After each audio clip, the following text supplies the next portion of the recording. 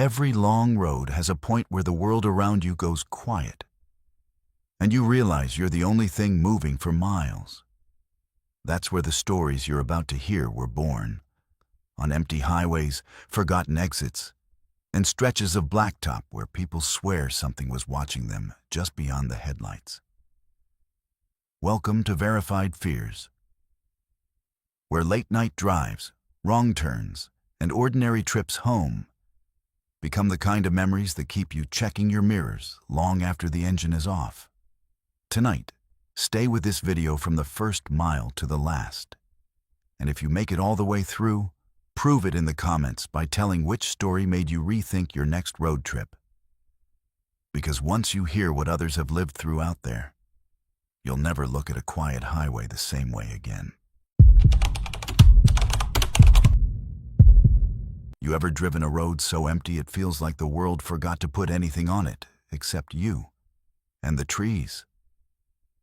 Up in northern Maine, there's a stretch of Route 2A that does that to you, even before anything wrong happens. They call it the Haynesville Woods. It's just blacktop and snow and dark, ragged trees pressing in so close to the shoulder that your high beams bounce straight back at you, like the road is swallowing its own light. Long-haul truckers know that name. They know the song, too, the one about a tombstone every mile. They joke about it on the radio to keep from thinking too hard. But when the weather turns and the road ices over, the jokes get quiet real fast. So let's make a deal right now, you and me. For the next few minutes, I'm in your passenger seat. You're driving this run with me. I want you to picture your hands on the wheel, the vibration through your palms, the rumble of a loaded trailer behind you. Hear that low diesel growl under everything I'm saying. Feel the heater barely keeping up, boots still stiff from salt and slush. Because when I tell you what I saw out there, I don't want you imagining some movie scene. I want you imagining the way your own chest would feel, trying to breathe around a winter jacket that's suddenly too tight. Years back, I picked up regular loads through the north. Potatoes, mostly. Night runs, so the truck stops would be quieter and the way stations easier. The first time the dispatcher told me I'd be taking Route 2A through Haynesville Woods in January, every old-timer in the break room gave me the same look, a little smirk, a little pity. One of them, Ray, said, "If you see her, don't hit the brakes, just keep going." Then he clapped my shoulder like he'd just told me the punchline to a joke. He never explained who her was. He didn't have to. The others were suddenly busy looking everywhere but at me. The night it happened, the weather was already bad when I left the last town behind. You know that feeling when the houses thin out, the last traffic light disappears in your mirrors, and the radio stations turn to nothing but static and faraway country songs? That's what it's like heading into Haynesville after midnight. The sky was just a dark ceiling pressed down on the trees, and the snow wasn't falling in big flakes. It was that fine, endless powder that looks like static in your headlights, the kind that hypnotizes you if you stare into it too long. I kept both hands on the wheel, fingers stiff in my gloves. The CB sputtered off and on, little bursts of chatter from other trucks somewhere out there, but not near me. I'd pass a reflective sign and then have whole minutes where the only thing breaking the black and white world outside was my own headlights. My mirrors showed nothing, just the trailer and the faint suggestion of trees. No houses, no driveways, no porch lights. Just that narrow ribbon of ice and the woods leaning over it. I remember checking the dash clock. It said 1:13 a.m. I remember that because I was thinking, another hour and I'm clear of this. I had that tired ache behind the eyes you get after too many miles. But I wasn't sleepy, just worn down. The kind of tired that makes you talk to yourself to fill the cab. I kept saying, easy, easy. every time the truck rolled over a patch that felt slicker than the rest. I was focused, alert. That's important. Because what I'm about to tell you, I've gone over it in my head 1,000 times, trying to blame it on fatigue, on tricks of the light, on stories I'd heard. And it never quite fits. I saw her as I came out of a gentle right-hand curve. At first, it was just a shape in the distance, barely a smudge against the snowbank. Then my lights picked out the color of her coat. This washed-out blue, like something that had been through too many winters. She was standing on the shoulder, nowhere near a driveway or side road, one hand tight around herself, the other half raised like she couldn't decide if she was hitchhiking or just trying to wave someone down. Now, you picture it. You're me. You're in a 40-ton rig on black ice, and suddenly there's a small figure on the side of the road, in a place where even you wouldn't want to be broken down at night.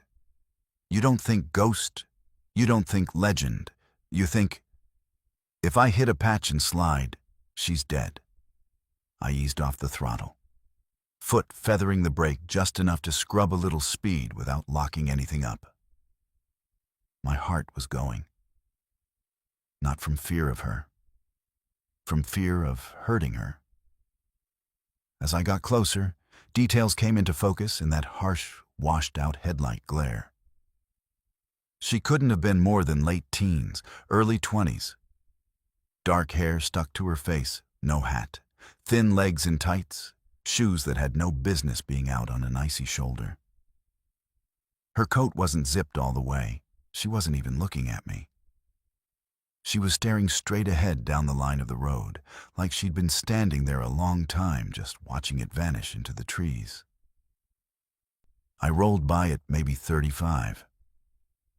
That's crawling for a road like that, but it still felt too fast. And as my cab came level with her, she finally turned her head, not like a person reacting to an oncoming truck, more like someone slowly noticing a noise they've been hearing for a while. Her face was pale, but it was her eyes that froze me. They weren't wide with fear or relief. They just looked confused, lost, like she'd been walking through something only she could see, and my headlights had cut through it for a second. I kept going. What else could I do? There was no safe place to stop a rig right there. Any sudden break could have sent me sliding sideways. I watched for her in my mirror, intending to grab the radio and warn anyone behind me. But when I glanced back, I could only see the stretch I'd already passed. Snowbank, trees, empty shoulder, no blue coat, no girl, nothing. I told myself I'd misjudged the spot, that she was just out of range at that angle. You make those little bargains with yourself out there to keep your stomach from dropping. I gripped the wheel harder, leaned forward, eyes tracking the road. "You're fine," I muttered. "You're fine. Watch the ice." Maybe 5 minutes later, maybe less, maybe more. Time gets weird in that kind of focus. I saw her again. Same road, same conditions. Another gradual curve, this time to the left. And there she was up ahead, standing in almost the exact same posture, that same blue coat, the same tilt of the head. Only this time she was a little closer to the white line. My first thought, stupid as it sounds, was that I'd looped somehow. Missed a turn, covered the same stretch twice. I actually checked the GPS, though I knew damn well there were no exits, no side roads, nothing I could have taken wrong. The GPS showed me moving forward on a straight line. My mouth went dry. You know that cold feeling that starts in your chest and spreads out to your fingers? It hit me all at once. I told myself, it's another girl. Someone else. Blue coat, okay. They sell more than one jacket in Maine. Calm down. But my hands were already slick on the wheel. I eased off even more, hazard lights flashing this time, because if she stepped out, I needed every extra foot I could get to stop. I could feel the trailer push a little as I crossed a rough patch of road. The snow was coming down thicker, swirling in the lights like a living thing. The wipers thumped back and forth, actually squeaking over the glass, and in between swipes she'd go hazy, then clear again. Same profile, same way of holding herself, like she was cold from the inside out, not just from the air. When I was almost on top of her, she did step forward. Not fully into the lane, just 1 foot over the white line, like she was testing whether or not she could. She finally looked right at me. This time her expression wasn't just confusion. There was something like recognition in it. Like she'd decided I was the one she'd been waiting for. I did what you would do. I tapped the brakes again, felt the ABS judder under my boot, and laid on the air horn. The sound ripped through the quiet, bouncing off the trees, huge and ugly and human. For 1 second, she was right there in the center of the beams, hair whipping in the wind of my approach, eyes locked on mine through the glass. And then the truck shuddered over a slick patch and my whole world lurched sideways. You ever feel 40 feet of trailer start to come around on you? The steering wheel goes light. The back end starts to slide. The noise changes. The rumble of the tires turns into this smoother, sickening hiss. I fought it on instinct, steering into the skid, feathering the brake, talking under my breath like that would help. Come on, come on, come on. The trees on my right looked too close, the center line too far. For a heartbeat, I was sure I was going into the ditch. And if I did, I was going to hit her. Except there was nothing to hit. When the truck finally straightened out and the world stopped trying to spin, my heart was banging so hard I could hear it over the engine. I coasted, hands shaking, and then eased the rig to a stop as gently as I could along the shoulder. The hazard lights ticked. The engine idled, loud and alive in the frozen silence. For a long moment, I just sat there with my forehead on the wheel, breath fogging the inside of the windshield, listening to the tick of cooling metal. Then I did the dumb thing. The brave thing. Depends how you look at it. I climbed down. The cold hit like a slap, so sharp it actually burned the inside of my nose. The road under my boots was hard-packed snow with a slick sheen of ice. The kind that makes that squeak crunch sound when you shift your weight. My breath came out in heavy plumes. The hazard lights flashed against the trees, orange, white, making the shadows jump. There was no other traffic, no headlights in either direction. Just miles of nothing and the outline of my own truck. I walked back along the side, eyes scanning the ditch, the trees, the lane. If I had clipped her, even just brushed her, she would have been somewhere right there. I kept expecting to see a dark shape crumpled against the snowbank. A dropped glove, footprints, anything. There was nothing.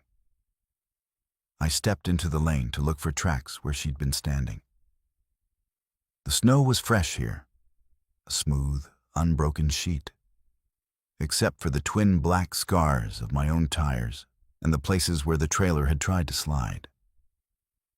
No footprints leading to the shoulder, no marks near the line. Just an empty patch of road where, seconds ago, I would have sworn on my license a girl in a blue coat had been staring me down. I stood there, turning slow circles, trying to make sense of it. And that's when I noticed the other tracks.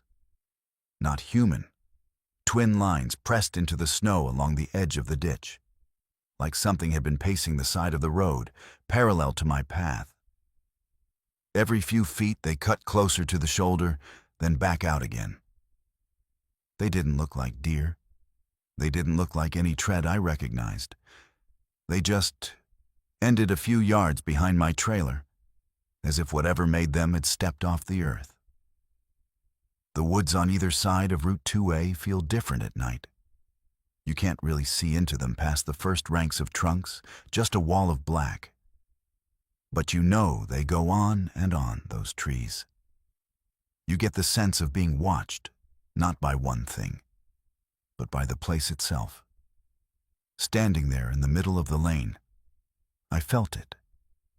That pressure at the back of the neck. Like someone is standing just behind you about to speak. I don't mind telling you. I talked out loud to no one I could see. "If you're out there," I said, voice shaking in the cold, "I'm sorry. I can't help you. I'll get killed if I stay here." A gust of wind came down the road then, straight along the blacktop, sharp enough to make my eyes water. For a split second, the snow in front of me lifted in a swirl, and I saw the shape of a figure in it, just the hint of shoulders and a bowed head. My brain said, "Drift." My heart said otherwise. Either way, it moved past and dissolved into the dark, and I was left alone again with the flash of my hazards and the sound of my own breathing.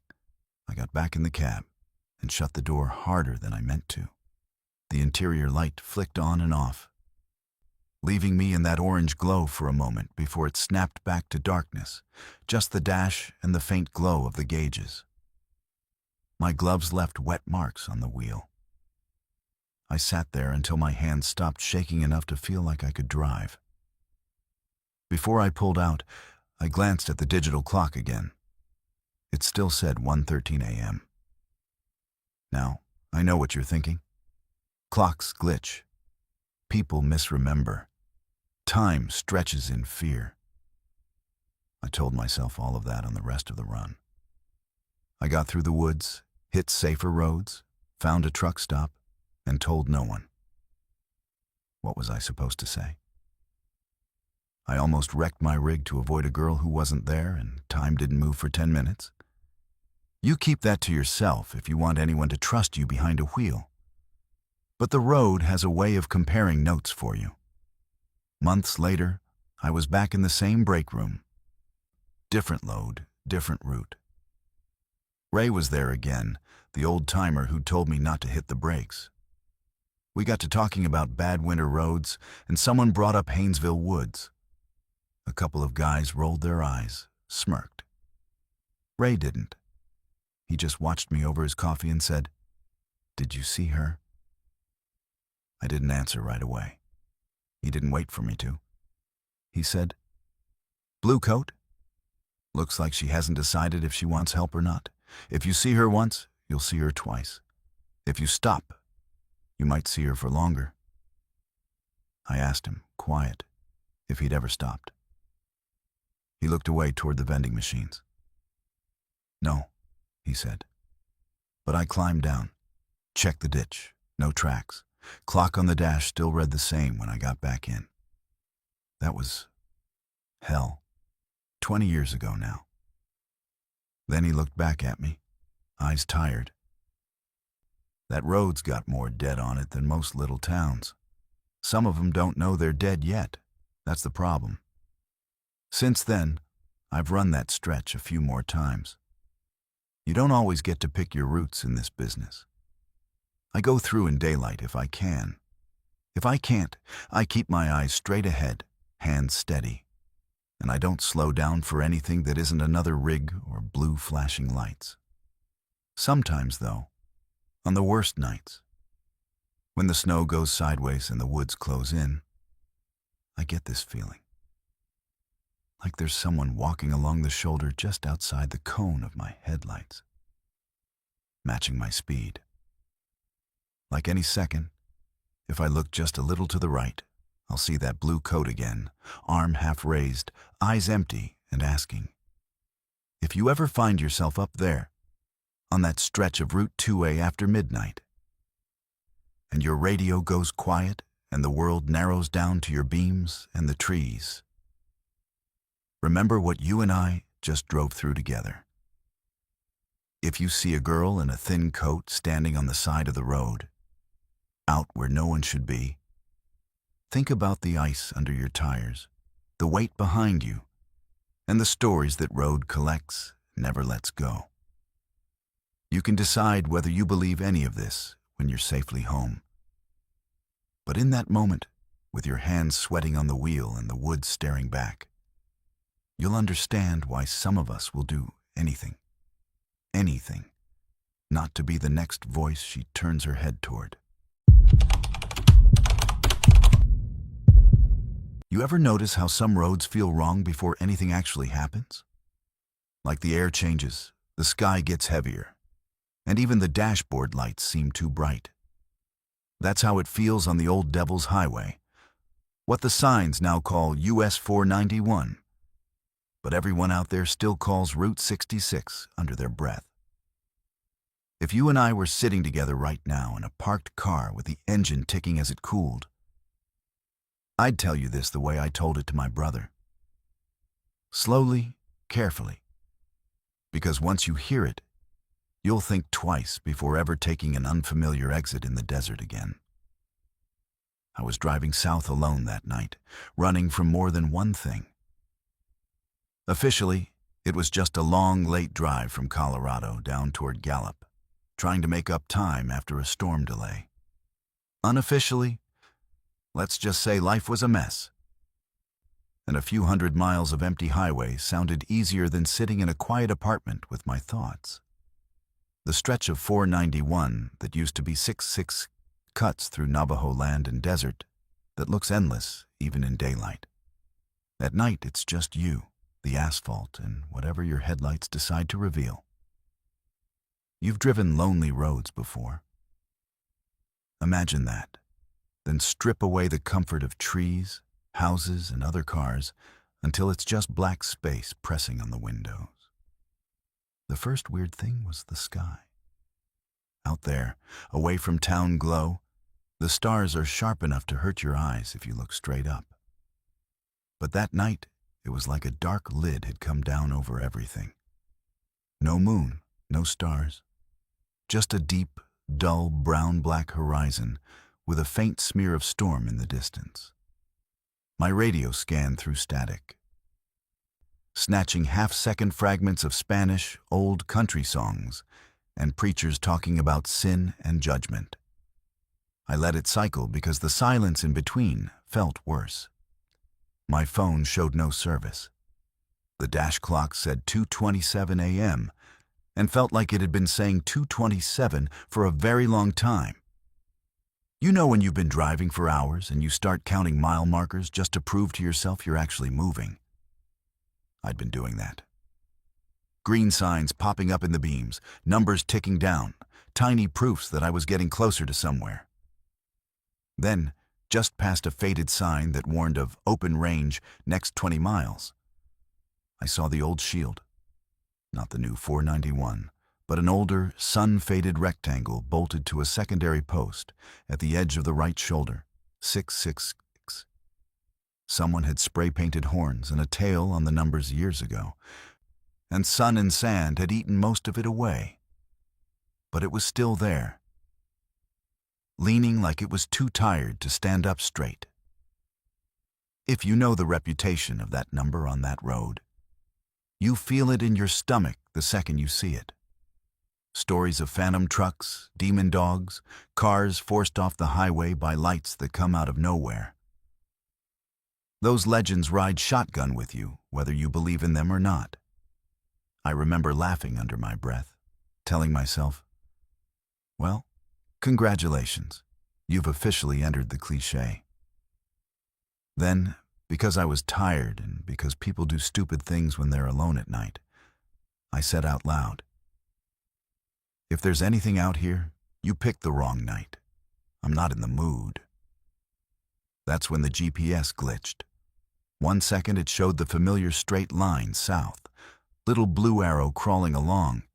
The next, the road vanished from the display, leaving my arrow floating over a beige void. No roads, no side streets, no labels, just a tiny message at the top. Recalculating? It stayed that way, stuck, like the device had forgotten that this stretch of pavement existed. Out the windshield, the asphalt looked the same. Double yellow, cracked white lines at the edge, reflectors popping up rhythmically. But in that moment, it felt like I'd slid sideways off the map into some duplicate road that paralleled the real one. I told myself it was nothing. Electronics glitch all the time. I tapped the side of the unit, reset it. When it came back, it only showed my car icon in the center of a blank screen, coordinates ticking at the bottom like a heart monitor. No road at all, just numbers. A few minutes later, I saw the exit. The Devil's Highway doesn't have a lot of options out there. Long runs of nothing, then an exit sign for a reservation road or a tiny town with a name you've never heard and might never see again. This one was different. It didn't have a number.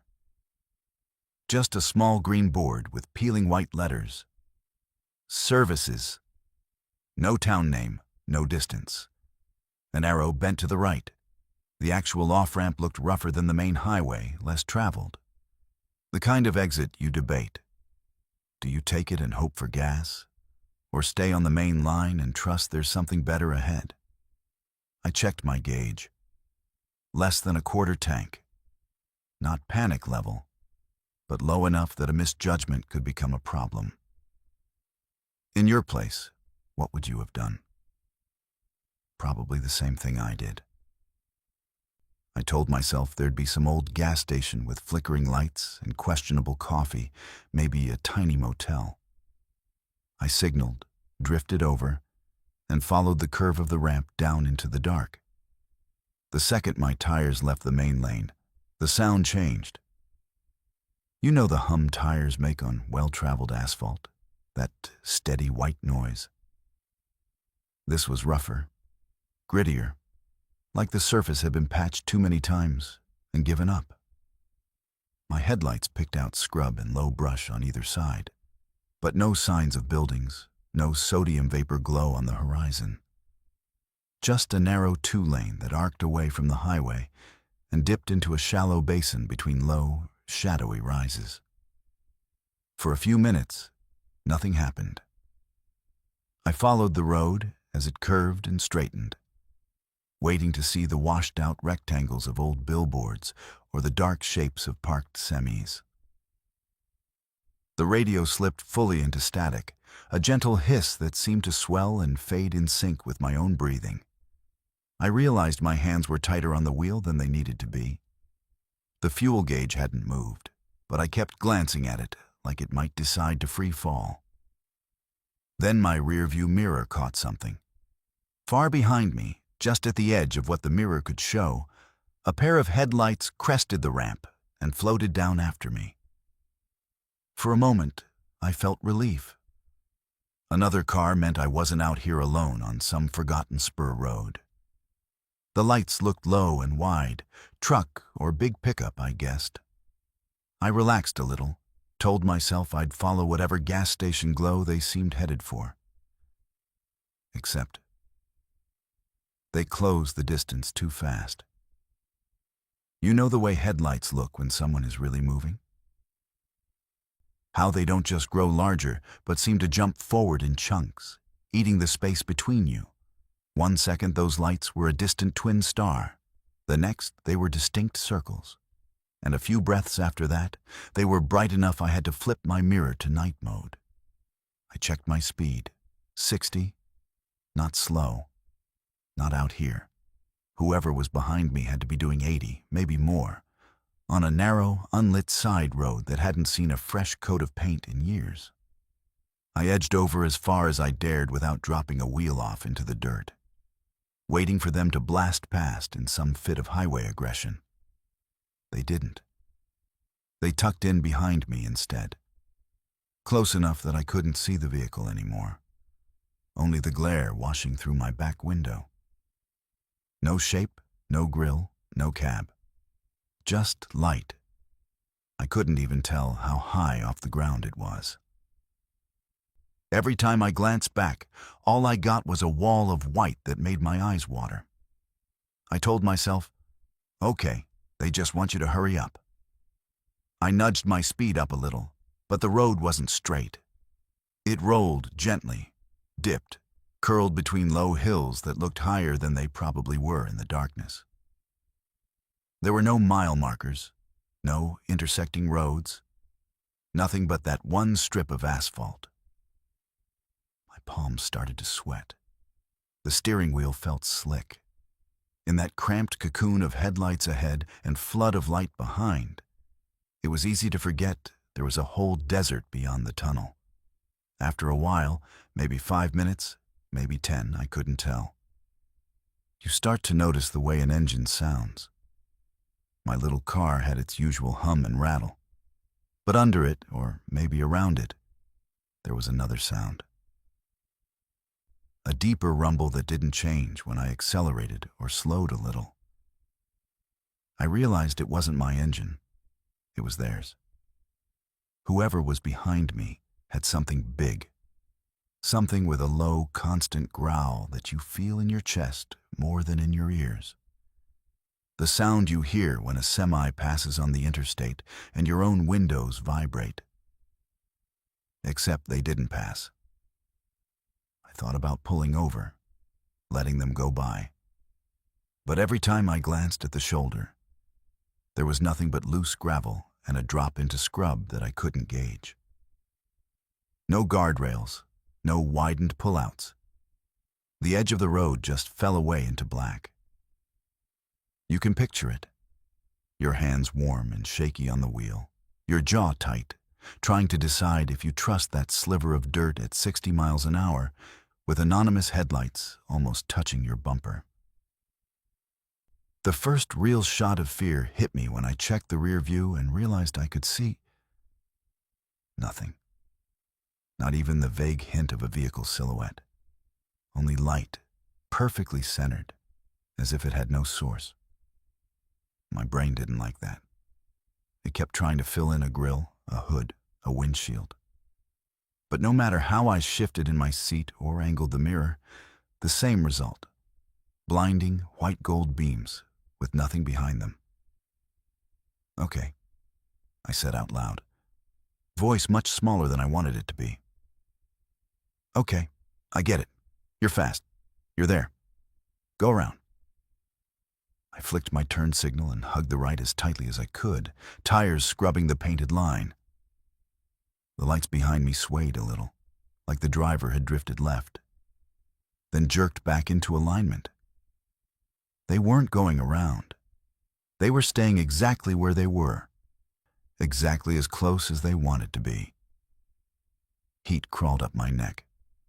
I could feel my heartbeat in my throat. I tapped my brakes. Not enough to slow dramatically, just enough to flash my brake lights, a polite, back off. The instant the red lit up, the roar behind me changed.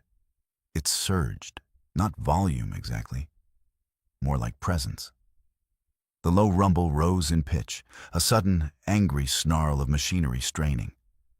The lights flared even brighter, bleaching out the interior of my car like someone had just opened the sun behind me. I flinched, my foot slipping, the car wobbling toward the center line.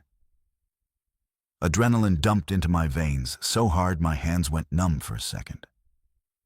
I swore, dragged the car back, lungs locked. That was when the road simply ended. Not physically, obviously. I didn't hit a barricade or a cliff. But the comforting illusion that I was on a known, charted piece of infrastructure vanished for good. Ahead, my headlights washed over a green reflective sign. I squinted to read it as it rushed past. Services, 1 mile. That didn't make sense. I'd already come off for services. There couldn't be another exit this soon, not branching off this nothing road. The asphalt under my wheels felt different too, a faint vibration like driving over an old bridge. Though I saw no railings, no water below. The GPS, still stubbornly refusing to acknowledge any road at all, had my little arrow sliding backward. The coordinates were changing in the wrong direction, as if I were retracing my path while still very much moving forward. It made my skin crawl. Reality shouldn't be allowed to misbehave in little ways like that. When it does, you feel how flimsy your trust in the world actually is. I made a decision then. It wasn't a smart one. It wasn't a safe one. It was a desperate, human one. At the next rise, where the road looked marginally straighter and I could see far enough ahead to know there were no oncoming headlights, I slammed my foot down and shot forward. The engine whined in protest. The speedometer climbed, the landscape blurred. I thought, irrationally, that maybe if I just broke away hard enough, I'd outrun whoever was back there. Behind me, the sound went from a growl to a roar to something that didn't sound entirely mechanical anymore. It had a texture to it, a layered quality like multiple engines revving slightly out of sync. The lights stayed locked to my rear, not losing ground, not gaining, holding that same unbearable distance. 70. 75. 80. My car was not built for that kind of speed on a road like this. Every bump sent a thread up through the chassis. If there had been a deer, a cow, a washed-out patch, anything, I'd have been done. And yet, in that moment, what scared me more than dying in a stupid, preventable single-car accident was slowing down and letting whoever or whatever was on my bumper decide what happened next. The climax came quietly, almost anticlimactically, which somehow made it worse. After what felt like hours of that chase locked in place, there was a curve ahead with a cluster of reflectors that looked different from the others. They formed a kind of square shape, floating in the dark. As I got closer, color seeped in. Red, white, blue, yellow. The shape resolved into signs, lit canopies, parked trucks. I was looking at a big, modern truck stop, rows of diesel pumps, a lit-up convenience store, even a fast food logo I recognized. A full, busy oasis that could have been dropped in from any typical interstate. I almost cried from relief.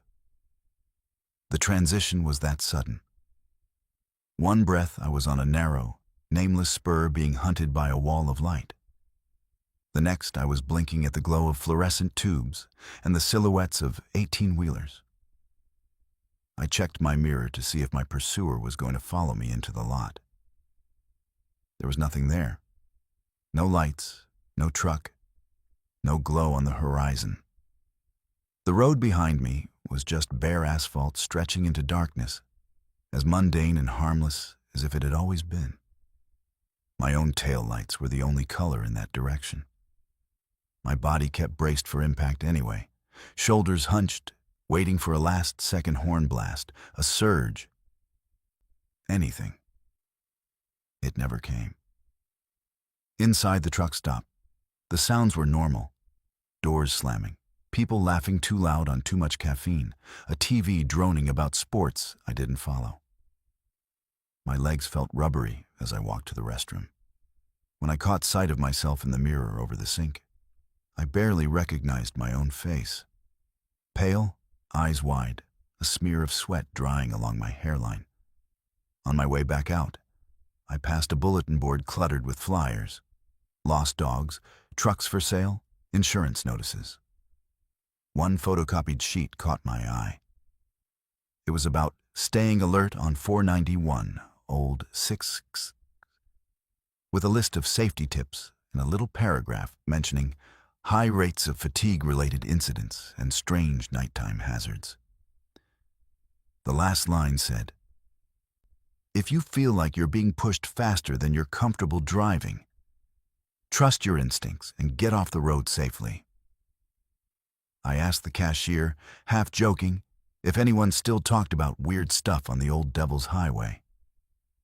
Her smile went flat in an instant. "People still drive stupid out there," she said. "Blame the number, blame a curse, blame ghosts, doesn't matter. Road takes what it takes." Then, after a beat, she added, "We get folks in here sometimes saying a truck chased them in. Always late, always from that same direction. Funny thing is, I'm looking right at the cameras right now." She gestured at the monitor behind her. "And yours is the only car that pulled in for the last 20 minutes. That was enough for me. You can call it an overactive imagination. You can chalk it up to exhaustion, stress, the power of stories you've heard about a haunted highway that had its number changed, but not its reputation. But if you ever find yourself rolling south on 491 in the dead hours, past one of those old, half-rotten Route 6 signs, and you see an unmarked exit for services with no town name, remember this conversation. Remember the feeling of those headlights clawing up your spine. And if a pair of lights comes flying up behind you and refuses to pass, no matter how much space you give it, no matter how fast you go, ask yourself one question. Do you really want to find out who's driving? You know how people always say, if you break down on a lonely highway, someone will stop and help. Out on I-75, across the Everglades, that long, flat stretch they call Alligator Alley. That sentence has a different ending. Out there, people talk about bodies turning up in the canals, skeletons in the sawgrass, work crews finding what's left of a person where the buzzards already started the cleanup. So when my cousin called me from that road years ago, voice shaking over the hum of passing semis, I heard every one of those stories crowd into the silence between his words. I'm telling you this the way he told it to me later. Sitting at my kitchen table with his hands wrapped around a coffee mug like it was the only warm thing left in the world. For this one, imagine you're not driving. You're the one whose phone might ring. The person someone calls when they're stranded and scared, but trying not to sound like it. Feel that mix of worry and annoyance at first. That's exactly how it started. He'd been heading west across Alligator Alley late, trying to make it from Fort Lauderdale toward Naples in one shot.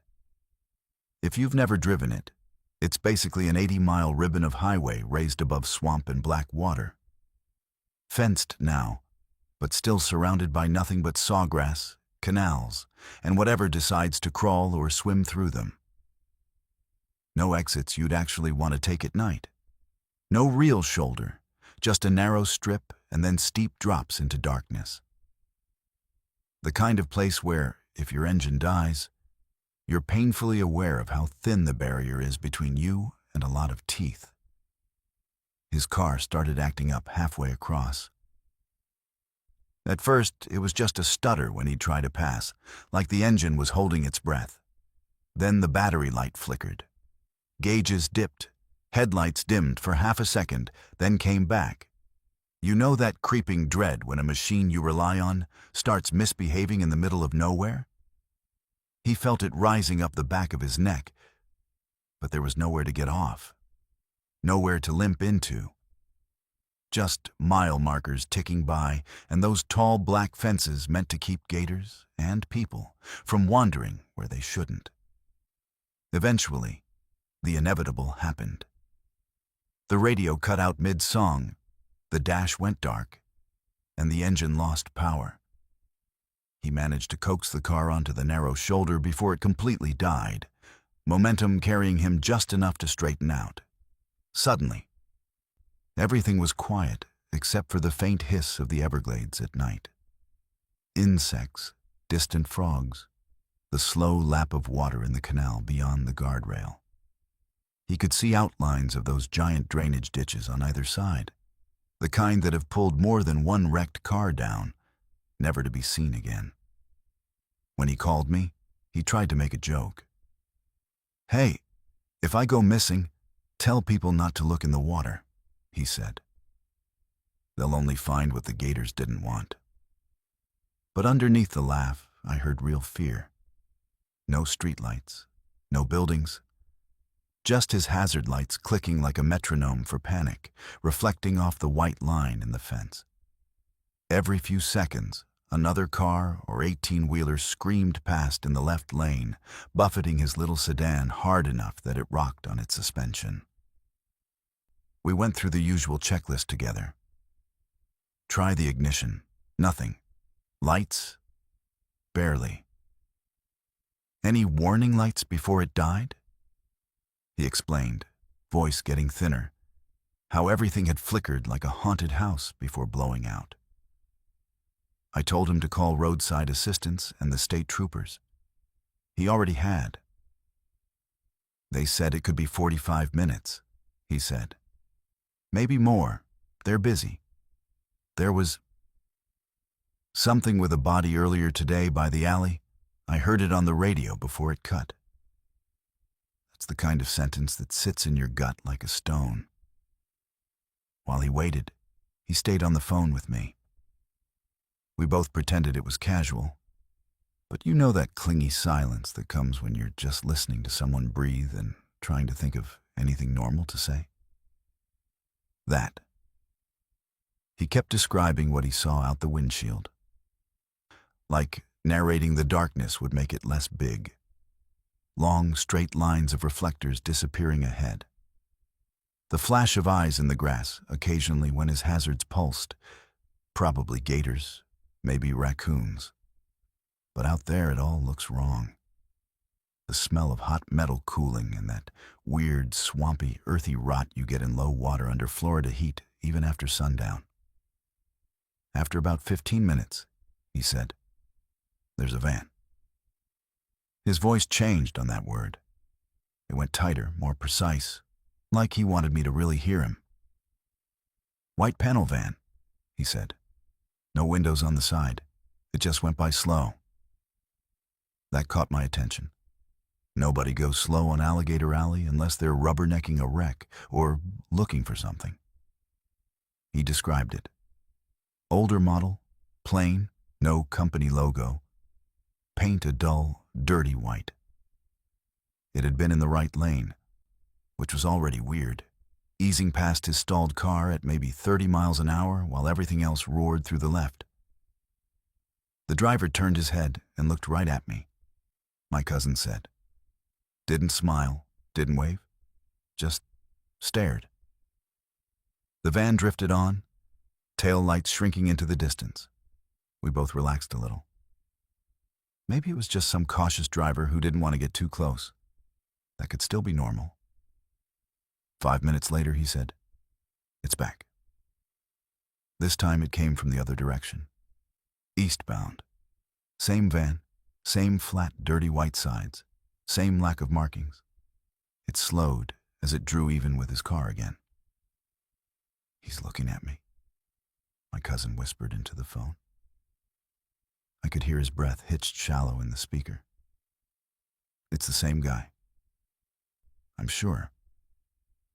And here's the part that made my skin crawl in my own well-lit kitchen miles away. He swore the driver's face was exactly the same angle, the same expression as the first time, down to the little purse of his lips, like someone had paused and unpaused a video. The van continued on, disappeared into black. We tried to talk about other things, sports, his job, anything to drag his attention away. But every swish of passing headlights made him flinch. You know how you can hear when someone keeps looking over their shoulder, even if you can't see them? His sentences kept breaking off mid-thought. I could picture him, alone in that car with the engine dead, phone a small rectangle of safety light, every pair of headlights a potential problem and a potential rescue at the same time. The third pass broke him. He saw it first in the side mirror this time. Twin headlights in the distance, low and close together, coming up fast in the right lane. "No, no, no," he muttered. He didn't even need to tell me what it was. I could hear it in the way he said it. The van slowed as it neared, as if pacing itself perfectly to come alongside his dead car and stay there. You know that awful suspended second when another vehicle hangs right beside you on the highway, just in your peripheral vision, and for some reason, neither of you pulls ahead or drops back. That's what he described. The van crawled even with him, and then matched his non-speed, engine idling so quietly he could barely hear it over the whine of nearby trucks. He didn't want to look, but he did. Everyone does. The driver was closer this time, maybe 6 feet away through 2 panes of glass. Middle-aged guy. Pale, sallow skin. Thin beard that looked more like neglect than style. Baseball cap shadowing his eyes just enough that you couldn't get a clean read, but my cousin said something was off. Not wild or obviously threatening. Just wrong in that subtle way that makes your animal brain start backing toward the door. The man lifted one hand. For a heartbeat, my cousin thought he was going to offer a "you okay" gesture. He didn't. He mimed turning a steering wheel, slowly, deliberately. 2 hands, as if gripping an invisible wheel, twisting it first left, then right, like someone playing a child's game of pretending to drive. Then he pointed, not at my cousin, not at the car, but at the guardrail and the dark water beyond it. Point, twist, point, twist. His mouth curled into the smallest possible smile. Just a hint at the edge. Then he faced forward again and eased the van ahead a few yards, still in the right lane. That was when the work crew truck appeared. From the east, a big state vehicle with yellow lights on top came barreling down the right lane, clearly expecting no one to be there. The lane was supposed to be clear, near a stalled car. My cousin saw the glare of the bar light flare over the van's roof and shouted into the phone, "He's gonna hit!" But the van reacted with impossible precision. No brake lights, no swerve. One moment it was there, eating up pavement. The next, it just wasn't. The crew truck roared past my cousin's car alone, buffeting it with a gust of displaced air, its driver probably cursing every idiot who parks too close to the lane. The phone crackled with our mutual breathing. "It's gone," he said hoarsely. "You saw it?" Of course I hadn't. All I had were his words, and the thin, tinny sound of his heart trying to punch through his ribs. When the trooper finally arrived, a good half hour later, my cousin kept it simple. Car died, been waiting. Yeah, saw a suspicious van, might want to keep an eye out. The trooper nodded like he'd heard that 1,000 times, helped him with a jump, then insisted on following him to the next exit to make sure the car didn't die again. At the gas station, my cousin screwed up the courage to ask, trying to sound casual, if anyone had trouble with creepy vans along the alley. The trooper's jaw tightened almost imperceptibly. He glanced away, then back. "We get all kinds out here," he said. "Folks dump stolen cars in the canals. Folks dump other things." He hesitated. Couple of cases, years apart. We had cars found abandoned on the shoulder, doors open, personal stuff still inside. No driver. Tow lists them. We run the plates. Turns out they belonged to people who were later found. Let's just say they didn't walk away on their own power. My cousin asked if a white van was ever involved. The trooper gave him a long, measuring look. "You heard that on the news?" he asked. My cousin shook his head. Said no, he just wondered. The trooper didn't answer. He just lifted his coffee, turned, and walked back out into the Florida heat. That non-answer sits heavier than any confirmation would have. Since that night, my cousin will drive hours out of his way to avoid that stretch. He'll stay on US 41, the slower Tamiami Trail, before he'll take the alley alone in the dark again. And knowing what I know now, I can't blame him. You and I both understand the ordinary danger of a desolate highway, drunk drivers, blowouts, drowsy mistakes. But there's another kind.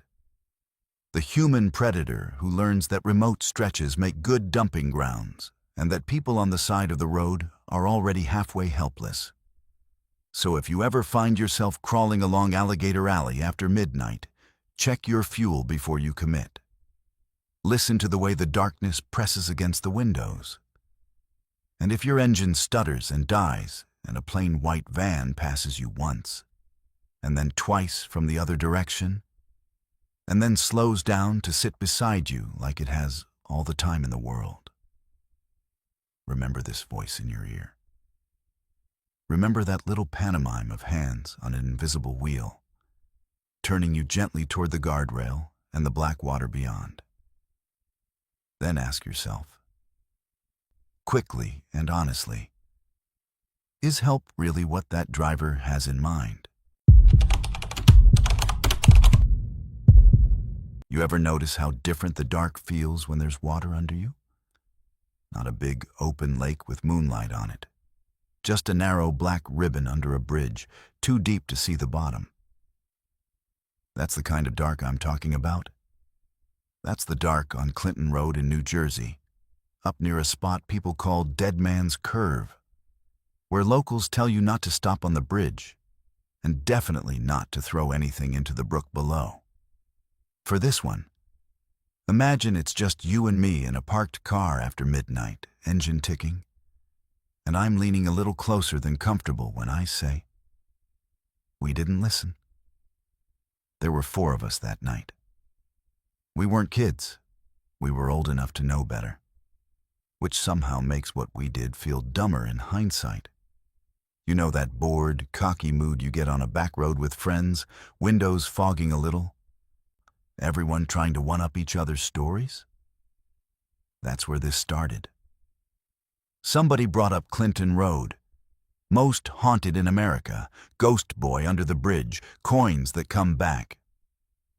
We laughed, said all the usual stuff about urban legends and how it's just people scaring themselves in the dark. But the laughter got quiet when the GPS map shrank down to a single winding line, and the trees outside turned into a wall. Clinton Road doesn't look like much at first. Just a narrow, poorly lit strip of asphalt cutting through thick, old woods. No houses. No shoulder worth mentioning. The kind of place where your headlights disappear a few feet ahead, and everything beyond that is pure guesswork. As we drove, the air inside the car felt heavier, even with the vents on. The further we went, the less we talked. You could hear every little sound, the hum of the tires, the faint rattle in the door panel, the occasional snap of something in the woods when the beams brushed past. When we reached the bridge, we knew it without needing a sign. The road bent in a tight, mean little curve, and the guardrail gave way to a low stone wall. On the right side, through the gaps, there was just nothing. Blackness where the brook ran under us, the water hidden but loud in the quiet, a low rushing that you felt as much as heard. Somebody killed the radio without asking. It felt wrong to have music playing there. We parked halfway across, hazards off, lights low. For a second, none of us moved. The air coming in through the cracked windows was colder than it should have been for that time of year, like it had been sitting down in the gully for 100 years, soaking up every whispered dare and bad decision. My friend in the back, Mark, finally broke the silence. "So," he said, voice too loud in the small space, "who's got change?" You know how quickly bravado can turn into peer pressure? We all fumbled in pockets. I came up with a quarter, warm from my hand. Mark said the legend right away, half mocking. If you toss a coin into the water at midnight, the ghost boy who drowned there will throw it back. He just doesn't like being tipped, he added. We checked the time. 12:04. Close enough, we decided, because fear and arrogance like to meet in the middle. Stepping out of the car was like stepping into another room of the same nightmare. The darkness on the roadside felt open compared to the tight, clawing dark on the water side. The pavement under my shoes was rough and slightly damp. No other headlights, no other engines, just us, our breathing, and that constant rush of the brook below. We walked to the center of the bridge, stood over the low wall, and peered down. You couldn't see the water, just the hint of movement where the weak light bled off the stone and vanished into the pit. The smell coming up was cold and earthy. Not rot exactly, but the kind of wet stone smell that makes you think of basements and places things are kept that no one wants to look at. My skin prickled. I balanced the quarter on my thumb. "Make a wish," one of the others said. But their voice didn't sound like they expected an answer. I didn't wish for anything. I just flicked the coin out into the dark and listened. You know that tiny, sharp sound a coin makes when it hits water in a sink? This wasn't that. It was a duller plop, swallowed almost instantly by the brook's rush. For a second, we all stood still, straining to hear anything over our own hearts. Someone exhaled a shaky laugh. "Told you," they started. That's when the first coin hit the bridge. It was subtle. A little metallic tick behind us, on the asphalt, like somebody had dropped change getting out of a car. We all flinched and turned. There, about a foot from my sneaker, lay a quarter. Not rolling, not spinning. Just resting flat on the damp surface like it had been there all along, only we knew it hadn't. It was too clean, too shiny in the weak light. "Wind," Mark said immediately, even though there was no breeze. "You tossed shallow, it bounced." He said it fast, like he needed the explanation out before we could think too hard. But he was already moving toward it. And that was when I noticed his other hand. It was wet, not sweaty wet, dripping, little trails of water glistening down from his fingers, darkening the fabric of his sleeve. "Did you touch the wall?" I asked. My voice came out smaller than I meant it to. He frowned, looked down at his hand, like he was seeing it for the first time. "No," he said. Something else clinked. This time it came from the hood of the car, a sharper sound, coin on metal with nothing soft to muffle it. We all jumped. All at once, we weren't brave kids on a dare anymore. We were animals who'd heard something land too close. We moved together toward the bridge entrance, instincts overriding jokes. Another quarter lay on the hood, perfect center, as if someone had placed it there with care. None of us had thrown that. The air thickened. I could feel my heartbeat in my throat. Picture yourself there. 3 friends close enough to touch, all pretending they're about to laugh, but no one actually making a sound. The night around you listening. The brook below you rushing like it's trying to cover its own secrets. Mark did the dumb thing. "Okay, kid," he said, a little too loudly, lifting his wet hand as if in greeting toward the dark over the water. "You got us. Cool trick. We're going." The way his breath steamed when he spoke made it look like the words were trying to escape his mouth faster than his brain wanted. The third sound wasn't a coin. It was a splash. Directly below where we'd been leaning, like something small and heavy had just broken the surface at high speed. The brook noise hiccuped around it, then sped back up. But the echo of that impact seemed to hang in the air. All 4 of us leaned forward without meaning to, eyes straining at the gap between stones. I could have sworn, for half a second, I saw a pale shape just under the surface. An oval, maybe a face, features blurred by flowing water. And then the dark closed over it again. "Back in the car," I said. No one argued. Doors slammed too loud in the stillness. The cabin felt cramped and suddenly unsafe, like we'd just invited something in with us. My hands shook as I fumbled the keys.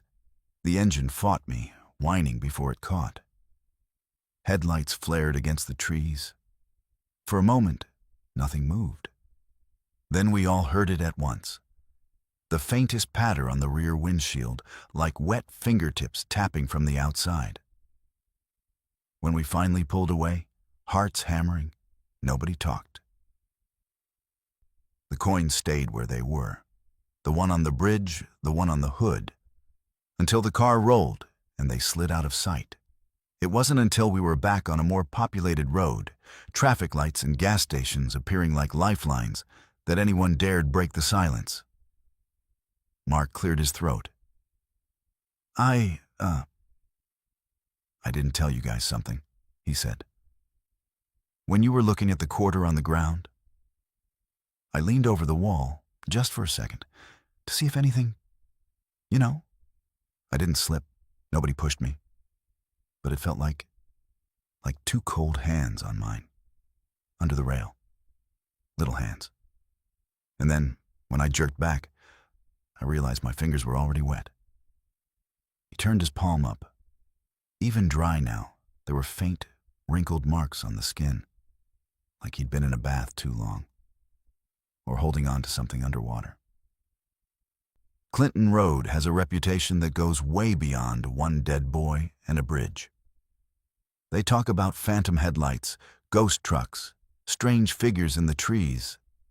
Maybe all of that is just the woods messing with people's imaginations. But if you ever find yourself out there, tires humming over that lonely stretch, and somebody in the car suggests stopping at the bridge to see if the ghost will give you your money back, think about how it would feel to have invisible, freezing fingers wrap around yours from below. Think about hearing a coin you just threw into black waterland, perfectly dry, right beside your shoe. Then decide if a story is really worth something reaching up from the dark to answer you. You ever notice how some places make you start explaining yourself out loud, even when there's no one else in the car? That's what the Blue Ridge Parkway did to me that night. I kept telling the empty passenger seat, "I'm fine, it's just fog." Like I could talk over what my eyes were actually seeing. Two thin yellow lines vanishing into a wall of white that my headlights couldn't cut through. For this one, don't imagine you're hearing a story years later. Imagine you're in the driver's seat with me, fingers slipping a little on the wheel. I'd taken a late detour, chasing some idea about seeing the mountains by moonlight. Instead, the clouds dropped right onto the road. One minute there were distant ridgelines and stars. The next I was driving inside a cloud, speedometer down to 15, every curve a guess. High beams only made it worse. The light bounced back in my face, turning the world into a glowing white blur. So I crept along on low beams, eyes locked on the faint ghost of the center line. Because on the parkway, there isn't always an outside fog line to save you if you drift. It got quiet in that way that makes your ears ring. No crickets, no wind. Just the soft hiss of the tires through damp leaves on the pavement and the steady tick of the engine. When I passed an overlook, I only knew because the trees fell away on my right and the void opened up where the drop was. I couldn't see it, but I could feel it. The way the air changed temperature and texture, thinner and colder, like the night was breathing up from the valley. I told myself I'd pull off at the next overlook and wait it out. When the little brown sign finally appeared, half swallowed by fog, I practically sagged with relief. The pull-off was just a loop of asphalt hanging above nothing, ringed by a low stone wall. I killed the engine, left the parking lights on, and sat there listening to the ticking metal and my own breathing.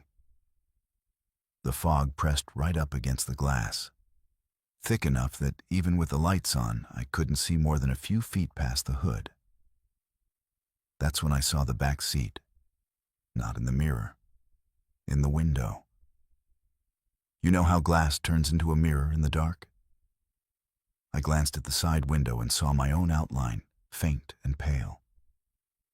Then, as my eyes adjusted, I realized there was another shape behind mine, in the rear of the car, slightly darker than the rest of the interior, like a person sitting very still, just far enough back that the dome light wouldn't catch their face. My body reacted before my brain did. Every muscle went rigid. I didn't turn around. Somehow, I knew not to. Instead, I watched the reflection, my own shoulders tense, the headrest, and that other smudge where no one should be. As I stared, the fog outside the car seemed to pulse, almost like it was syncing with my heartbeat. In one pulse, the reflected shape in the back seat leaned forward a fraction, as if resting its elbows on its knees.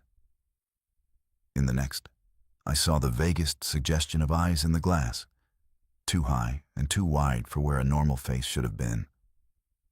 I did the smallest thing I could to test reality. I reached back with one hand without looking, fingers groping for the rear seat. Cloth, empty, no one. But in the window in front of me, the dark shape didn't move away.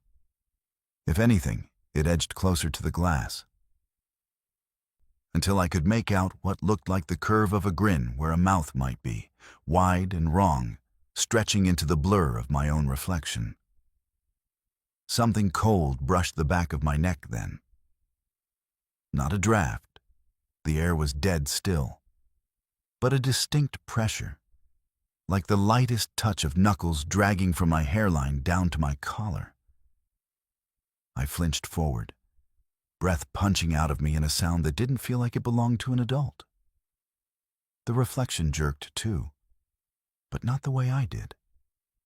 It seemed to tilt its head, curious, amused.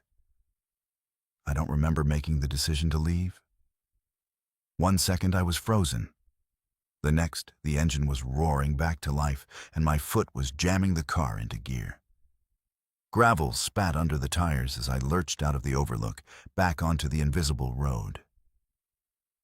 The fog swallowed everything except the weak pool of light in front of me and the faint, blurred glow of the gauges. I drove too fast for the conditions and too slow for the fear, heart pounding, every nerve screaming at me not to look in the mirror. Eventually, the cloud thinned. The world came back in layers. First the vague shapes of trees, then the slick shine of the guardrail. Then, far off, the comfortingly ordinary taillights of another car. When I finally dared a glance into the rear view, the back seat was exactly as boring and empty as it should have been. I avoided that stretch of the parkway for a long time after.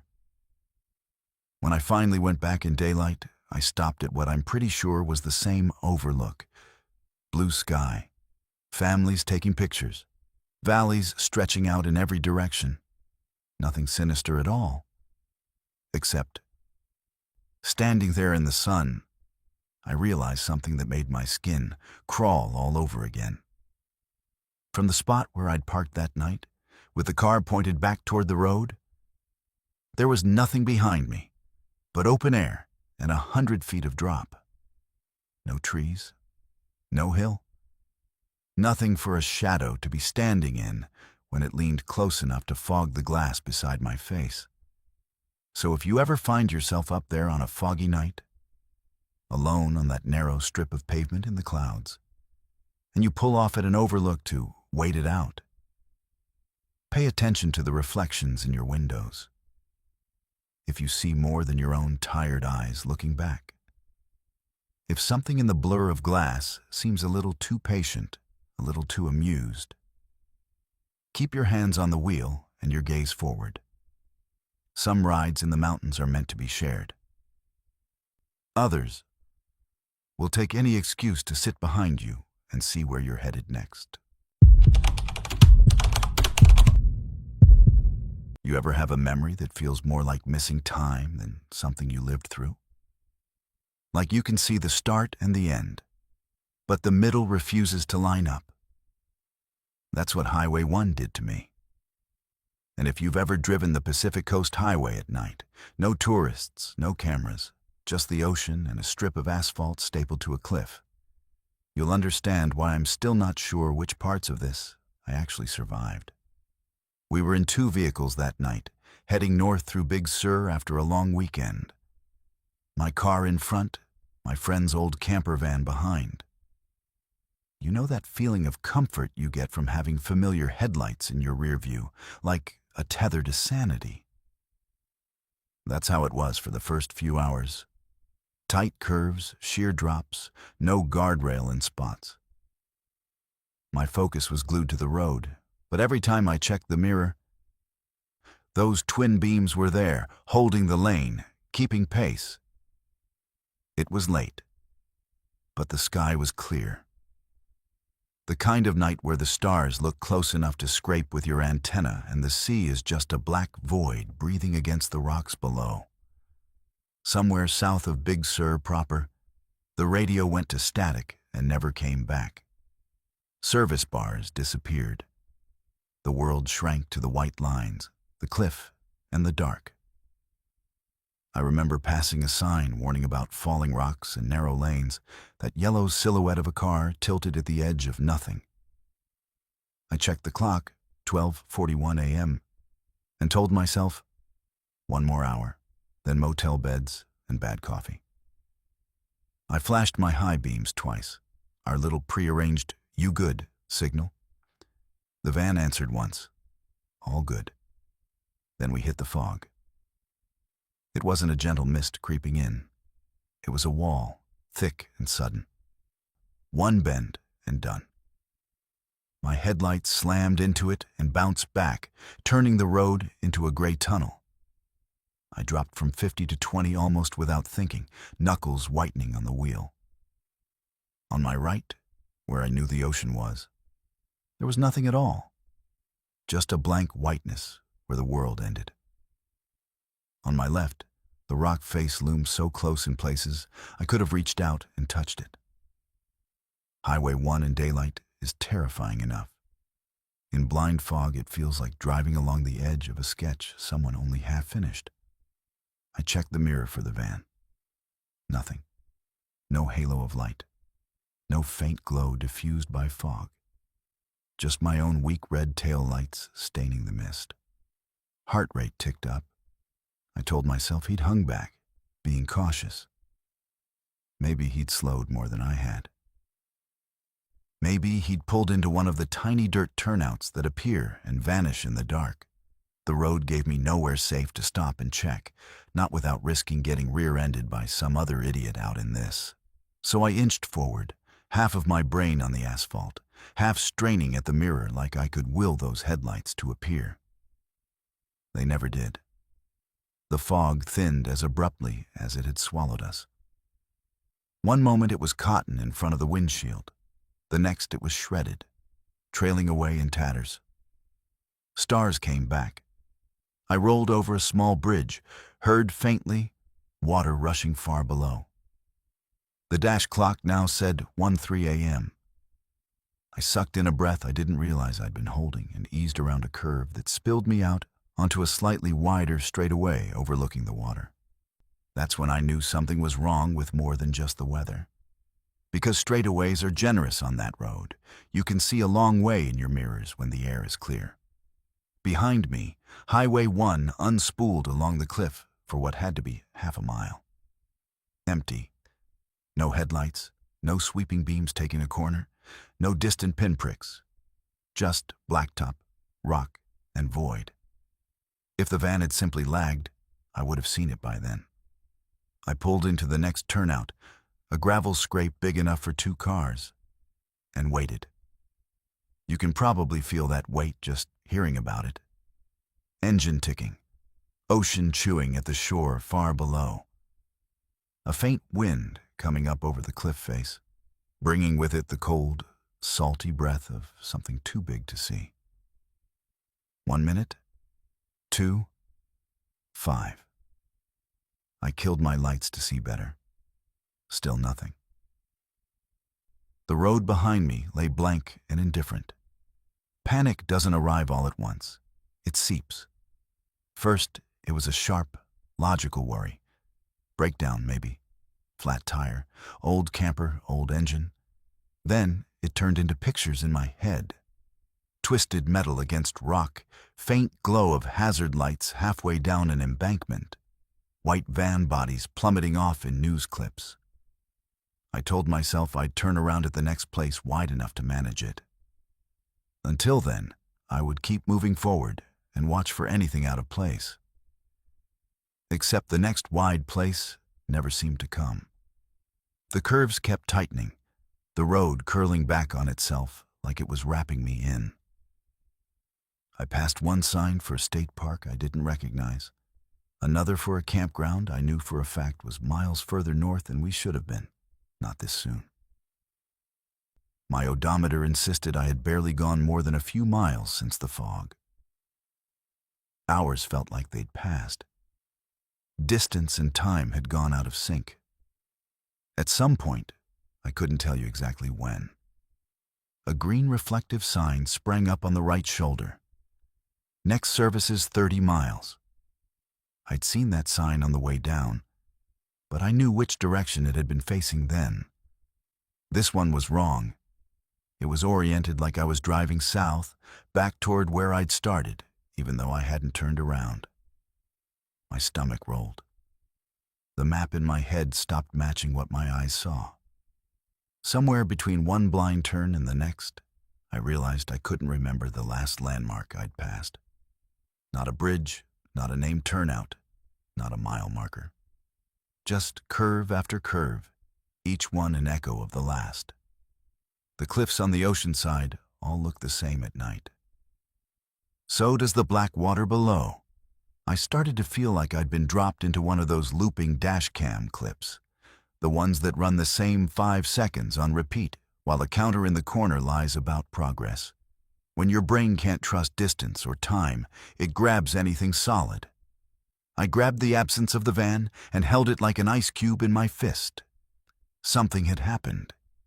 Either I'd lost a chunk of road, blackout, micro-sleep, whatever you want to call it, or there was a stretch along that cliff where 2 vehicles could enter a fog bank and only one would ever come out. It was nearly 2 a.m. when civilization reasserted itself in the form of a cluster of lights, a gas station, a cafe, a couple of dark motels. I pulled off, legs shaking, and parked under the hard fluorescence. The clock on my dash said 1:19. My phone, which buzzed back to life with reception, said 2:47. I'd lost almost 90 minutes somewhere between that first fog bank and this parking lot. No missed calls, no messages from my friend in the van. When I finally got through to him hours later, he answered like nothing was wrong. Said he'd gotten tired of the cliff and turned inland at a junction we both knew had been closed for months due to slides. He swore he'd watched my taillights disappear ahead of him and figured I'd just kept going. I told him about the fog, the stretch of road that refused to end, the way the map hadn't matched the signs. He went quiet. Then he said, "We never hit fog. Clear sky the whole way, according to him. Dry, easy, no issues." We compared notes later, looking at a paper map.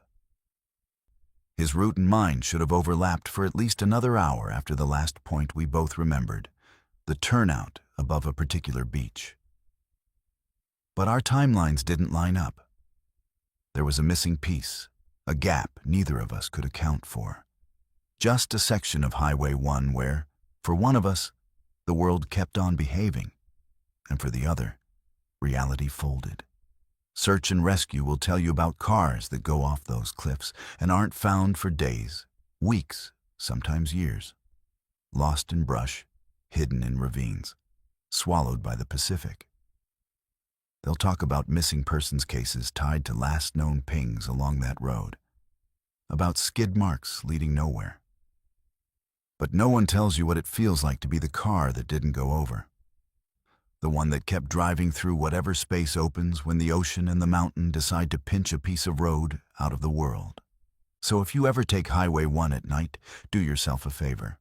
Respect the signs about fog and cliffs and no services next 30 miles.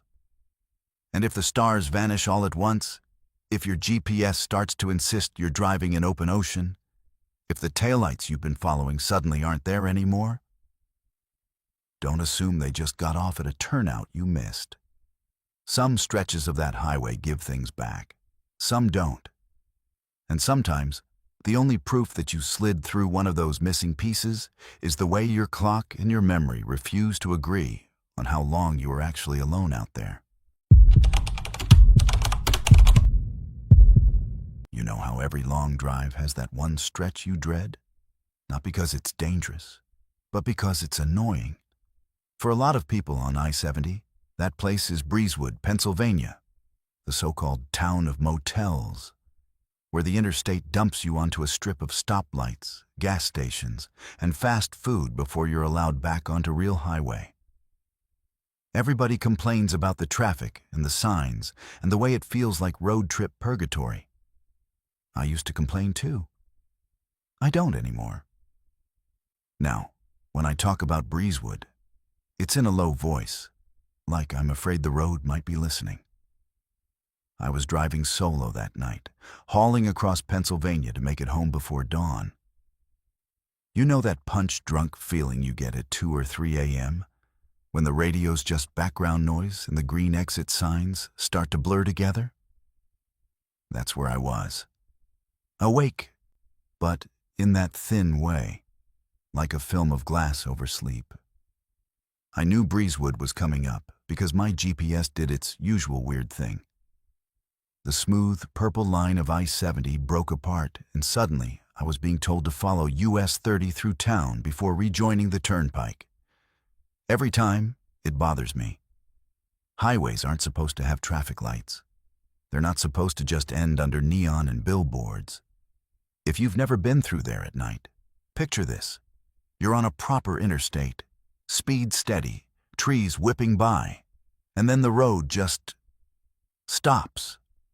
Overpasses loom above you, but your lane drops onto a surface street lined with motels, big rig parking lots, and chain signs buzzing in sickly colors.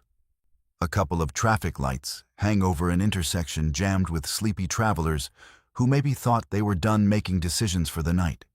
It feels like someone took a highway and spliced a strip mall parking lot right into its spine.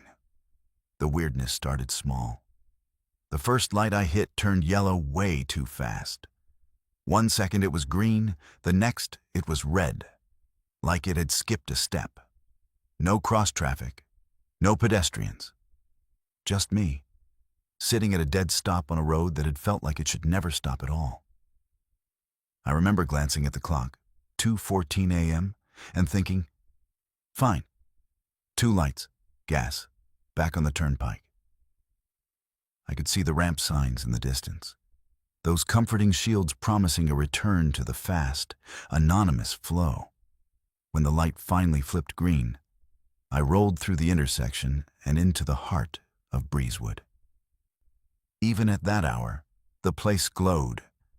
Gas stations, truck stops, motels, all lit up like they were trying to out-blare each other, even though only a handful of cars and a couple of semis shared the road with me. Sodium lamps cast everything in that flat, ugly orange that makes faces look sick. It wasn't exactly crowded, but it wasn't empty either. Just thin, like a crowd after last call. My GPS told me to stay straight and then make a left toward the turnpike ramps. I'd done it a dozen times. No big deal. But as I rolled up to the second light, the one just before you turn toward the toll booths, I noticed something off. The lanes didn't look right. You know how your memory keeps a rough sketch of certain places, even if you don't consciously think about them? Mine was screaming that there had been 3 lanes here last time. Tonight, there were only 2. The turn arrows painted on the pavement were wrong. 1 lane with a double left, 1 with straight or right, but pointed at nothing I could identify. I chalked it up to construction. They're always rebuilding something around there. Cones. Temporary paint. My headlights picked up those plastic barrels and reflective tape in my periphery. The light went red as I approached. I stopped. A semi pulled up behind me, close enough that I could feel the vibration of its engine through my seat. We idled together under the buzzing traffic light, the red glare bleaching color from the dash. That's when I realized the cross street was empty. Not just no cars, empty. Dead. The motel lots, the gas station driveways, the turnpike entrance lane, no movement at all. No cars cruising past in either direction. No parking lot shadows shifting, just rows of frozen vehicles sitting under harsh white lights, like a stage set after the actors have gone home. Red stayed red. The timing felt off again. Long, too long for a light with no cross traffic. I drummed my fingers on the wheel, checked the time, 2:14 a.m. again. I frowned, tapped the face of the clock like I could knock it into honesty. It didn't budge. Behind me, the semi let out a short, irritated blast of air, not quite a honk, more like a throat clear. I glanced in my mirror. The cab was there, big and blue, chrome catching the streetlight. But the windshield was pure black. No cab light, no glow from a phone, no hint of a face. Just a rectangular void where a driver should have been.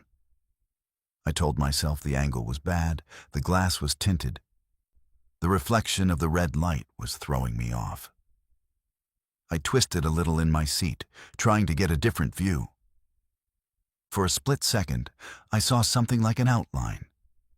A shape in the darkness behind the wheel. Not sitting exactly.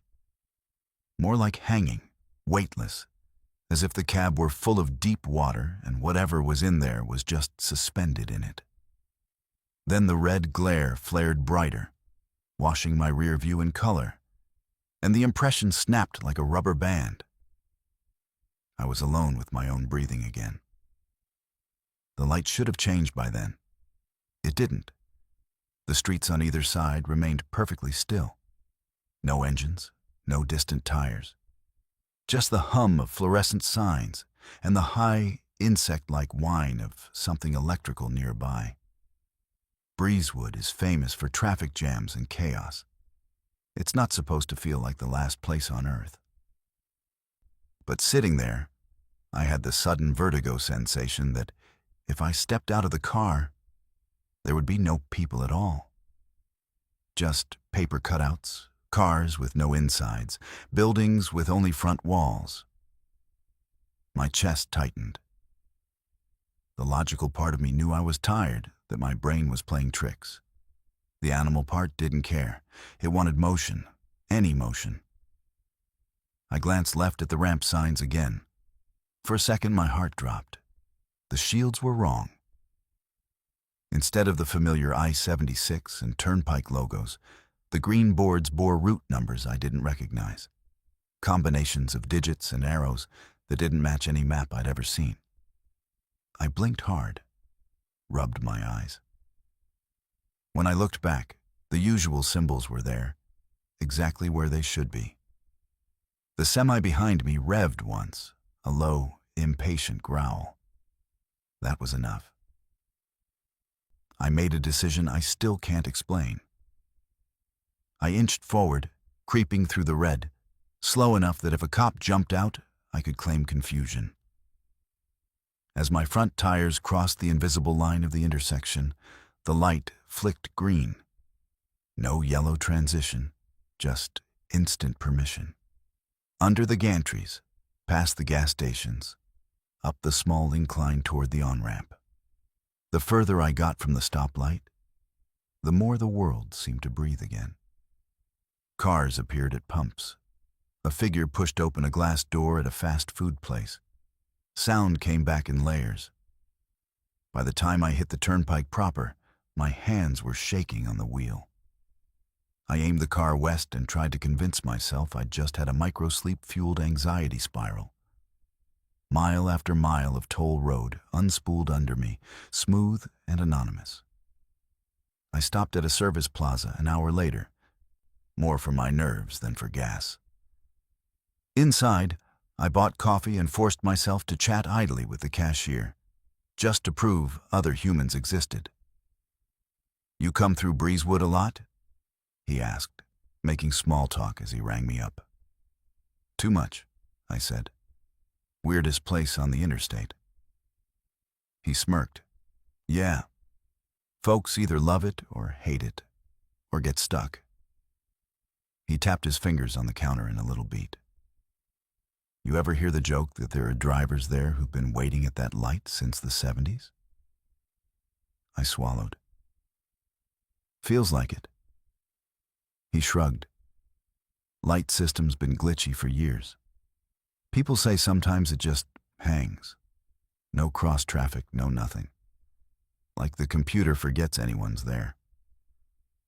Had a trucker come in once swearing he sat through 3 full cycles with nobody moving but him. Cameras didn't show any delay, though. From here, it looked like he barely slowed down. On the way back to my car, I pulled up my trip log. The timestamp for when I should have been in Breezewood and the timestamp on my toll ticket didn't match the distance. I was missing about 10 minutes. Not a lot. Just enough to sit at a red light that, by all accounts, never stayed red. I've been through since then, in daylight, in traffic. Breezewood looks like what it is. A chaotic knot of commerce built on a quirk of highway funding and toll road politics. But I won't drive it at 2 a.m. anymore. Not because I'm afraid of getting lost in the ramps, but because, in that thin hour, I'm not entirely sure the place plays by the same rules as the rest of the interstate system. So if you ever roll off I-70 in the dark and find yourself funneled under the overpass into that neon valley, pay attention to the lights. If the cross streets are empty, if the motels look like sets, if the red above you lingers just a hair too long while the clock on your dash refuses to move, keep your foot ready. Because some drivers joke that Breezewood is road trip hell. Others will tell you quietly that it's more like a trap in time, a quarter-mile stretch of US 30 where, for a few unlucky souls, the highway doesn't just slow you down. It forgets to let you leave. You ever notice how snow doesn't really fall in the mountains? It comes at you sideways, like it's trying to erase you off the road. That's the part people never tell you about winter passes.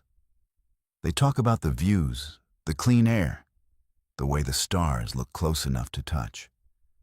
They don't talk about what it feels like when the world goes white and something in that white starts to move wrong.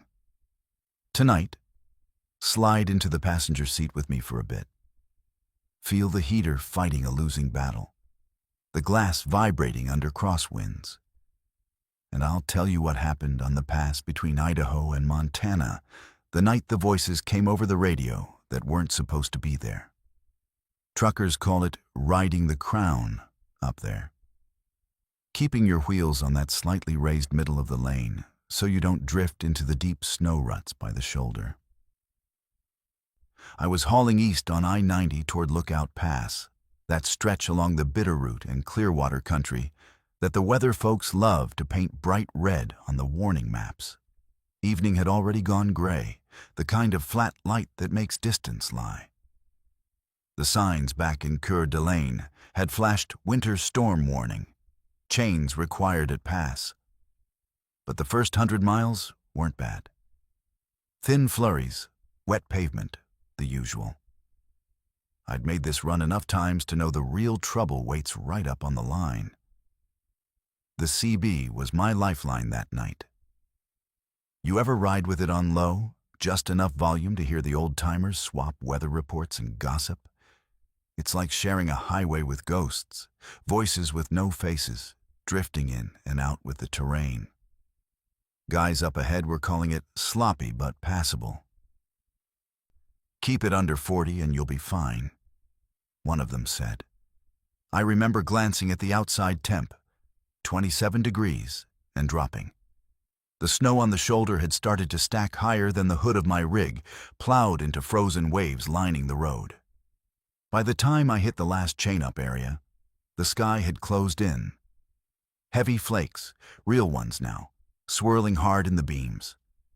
I pulled over with the others, crawled out into air that bit through my jacket, and wrestled the chains onto my drive tires with fingers that went numb faster than they should have. You can't think too hard out there. You just do the motions you've done 100 times. Hook, pull, cinch. Metal slapping rubber while wind funnels down the cut in the mountains and whistles through your teeth.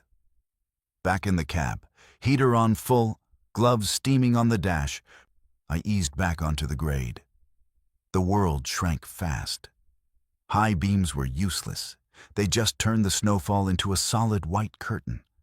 Low beams gave me maybe 20, 25 feet of lane, 2 glowing rails of snowpack, and the faint suggestion of a guardrail beyond. Everything else was darkness and motion. I settled in behind another set of taillights. Far enough back not to eat his spray, close enough that if he vanished, I'd know something had gone very wrong. The CB chatter got tighter. Less joking, more numbers. Roads gone to ice past the runaway ramp. Left lanes gone? White out at the top, watch yourself. The kind of clipped, efficient talk that tells you every man on that frequency is concentrating as hard as you are. I rolled with them into the teeth of it, engine humming low, chains biting, wind buffeting the trailer hard enough to make it twitch in the mirrors. Then, very slowly, the other voices thinned. One guy signed off to take the next turnout and waited out. Another faded into static as he dropped down the other side. The truck ahead of me, my last real reference point, pulled into a chain-off area and blinked his hazards as I crept by. I gave him a tap on the air horn and felt more alone with each foot of elevation. At the summit, the storm stopped pretending. You know those snow globes you had as a kid, where one shake turns everything inside into a blizzard? Imagine driving through the middle of one. The wind came screaming over the ridge, slamming into the side of my trailer so hard the whole rig leaned. Snow didn't fall. It flew, horizontal, a river's worth of white racing across the lanes. The road under my tires disappeared. I was driving on memory, on faith. Somewhere down there were 2 ruts and a crown of asphalt. Somewhere off to the right was a drop I did not want to get intimate with. I did the thing they tell you not to do. I slowed almost to a crawl.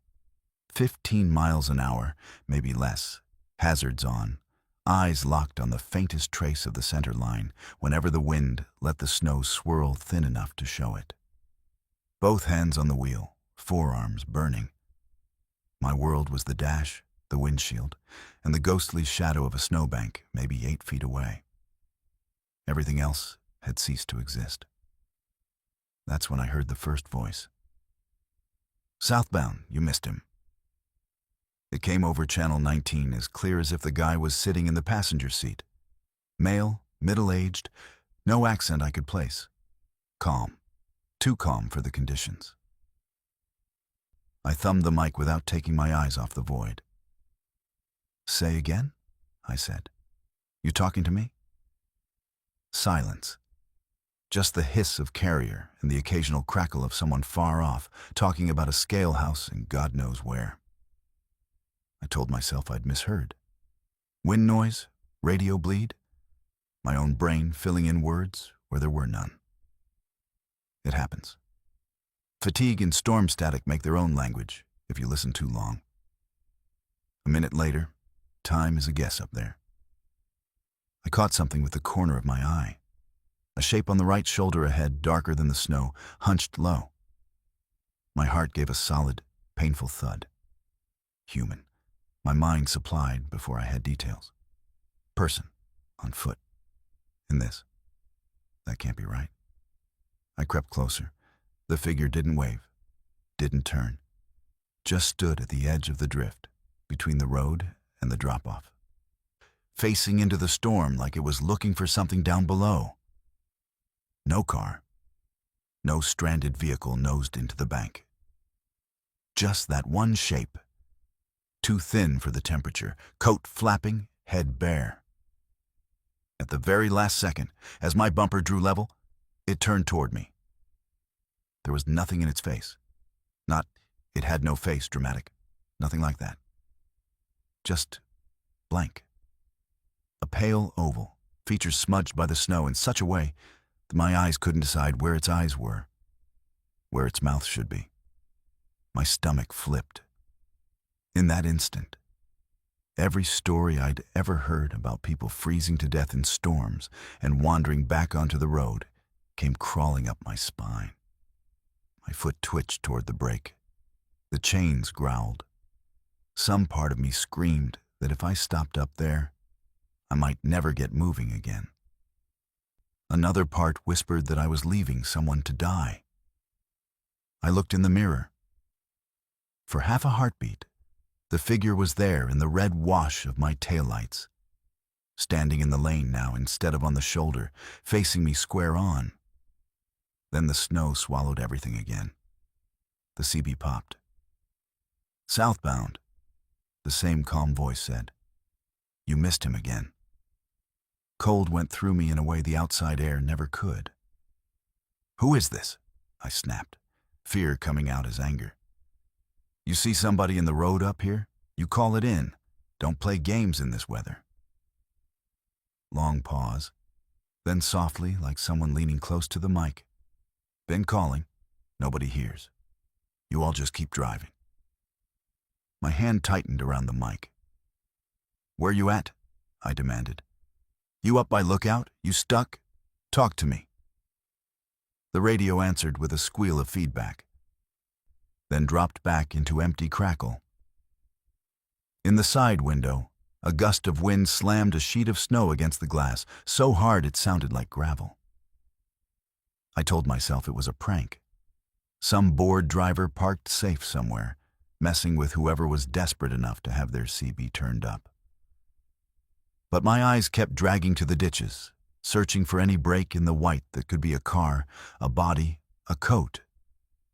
More than once, I caught the suggestion of a person shape just beyond the guardrail, keeping pace with me. Each time, by the time I focused, it shifted, resolved into twisted brush or a rock outcrop heavy with rime. The descent on the Montana side is longer, shallower, but that night it felt infinite. Mile after mile of second gear crawling, engine brake humming under my feet, snow clawing at the windshield in never-ending waves. My shoulders ached, my jaw hurt from clenching. The CB stayed mostly quiet, just the occasional crackle of distant drivers on flatter ground, talking about things as boring and comforting as fuel prices and way stations. Then, out of nowhere, the same channel flared to life. "Northbound, back it down, wreck in the curve, you're coming in hot." The voice wasn't talking to me this time. Different call sign, different direction. I heard another driver grunt acknowledgement, his tone weary but grateful. "Any injuries?" A beat of dead air. Then, 3 in the ditch, 1 walking. Been walking a while." My pulse stuttered. I clicked in, uninvited. "You got a mile marker on that?" I asked. "Montana side or Idaho?" Static. Then the calm voice again, almost amused now. "Doesn't matter." "You won't stop." I cursed into the mic and killed the CB with a jab of my thumb, the anger human, immediate, a relief compared to the thin dread that had been hanging over me. The cab fell into cocoon silence. Only the wind and the tire noise remained. it was worse. Without the murmur of other lives out there, the white world pressing against the glass felt total. Somewhere below, faint at first and then growing, I saw an orange glow seeping up through the storm. Sodium lights, plow depot, chain-off area, civilization.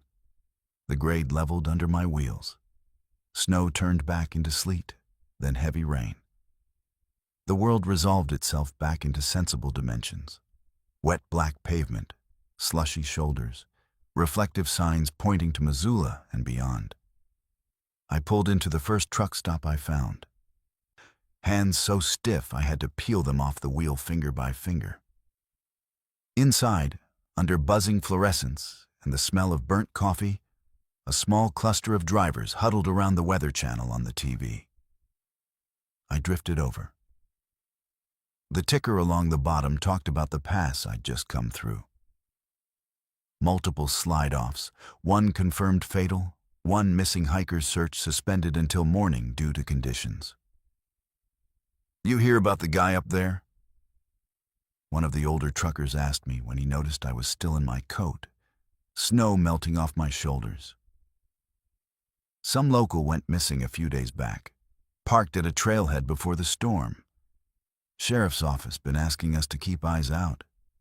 Figure if he made it down to the road, somebody would have seen him. I thought about the shape on the shoulder, the blank suggestion of a face turning toward my grill. The wet, patient voice on the radio saying we kept driving. I thought about how, in that storm, a person could be 6 feet off your lane and you'd never know unless they were standing right in the beams. "You see anybody?" the older man asked, casual, like he already knew the answer. I could have said yes. Could have dropped the weight of my guilt into his hands and let the proper authorities chew on it. But the truth was, I didn't know what I'd seen. A trick of snowfall. A guilt ghost my brain conjured under pressure. Or something else. Something that had been there longer than any one missing hiker, waiting for nights exactly like that. I shook my head. "Just snow," I said. "Nothing moving." He nodded like that was what he'd expected. "Yeah," he said. "That pass keeps more than it gives back."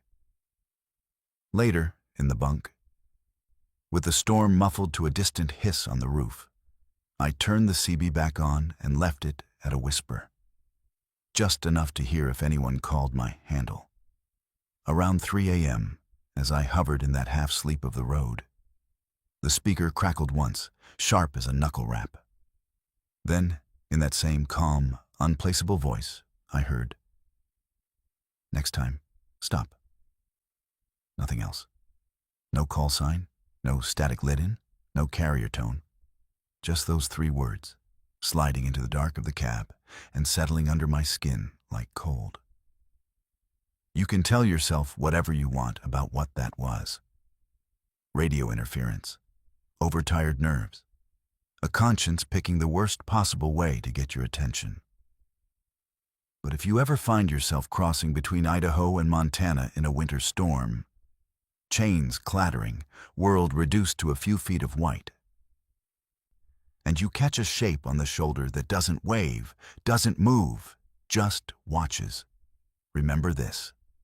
Remember the way the CB can feel like a lifeline and a haunting at the same time. And remember that the only thing lonelier than being the one stranded in that blizzard is being the one who drives past, hearing a stranger's voice in your ear telling you, too late, that you missed your chance to turn around. If you've ever driven the interstate late at night and seen an old frontage road running alongside, cracked asphalt, dead signs, maybe a rusted-out gas pump, and wondered what it would feel like to leave the safe, fast lane and follow it, this is the answer. Old Route 66 still runs parallel to parts of I-40 through the Texas-Oklahoma stretch. And on one trip years ago, I took that frontage road and found a motel that, as far as I can tell, doesn't exist anymore and maybe hadn't for a long time. I wasn't looking for anything haunted. I was just tired of semis boxing me in and wanted to see a piece of the real Mother Road before it vanished entirely. The exit I took wasn't even marked as 66.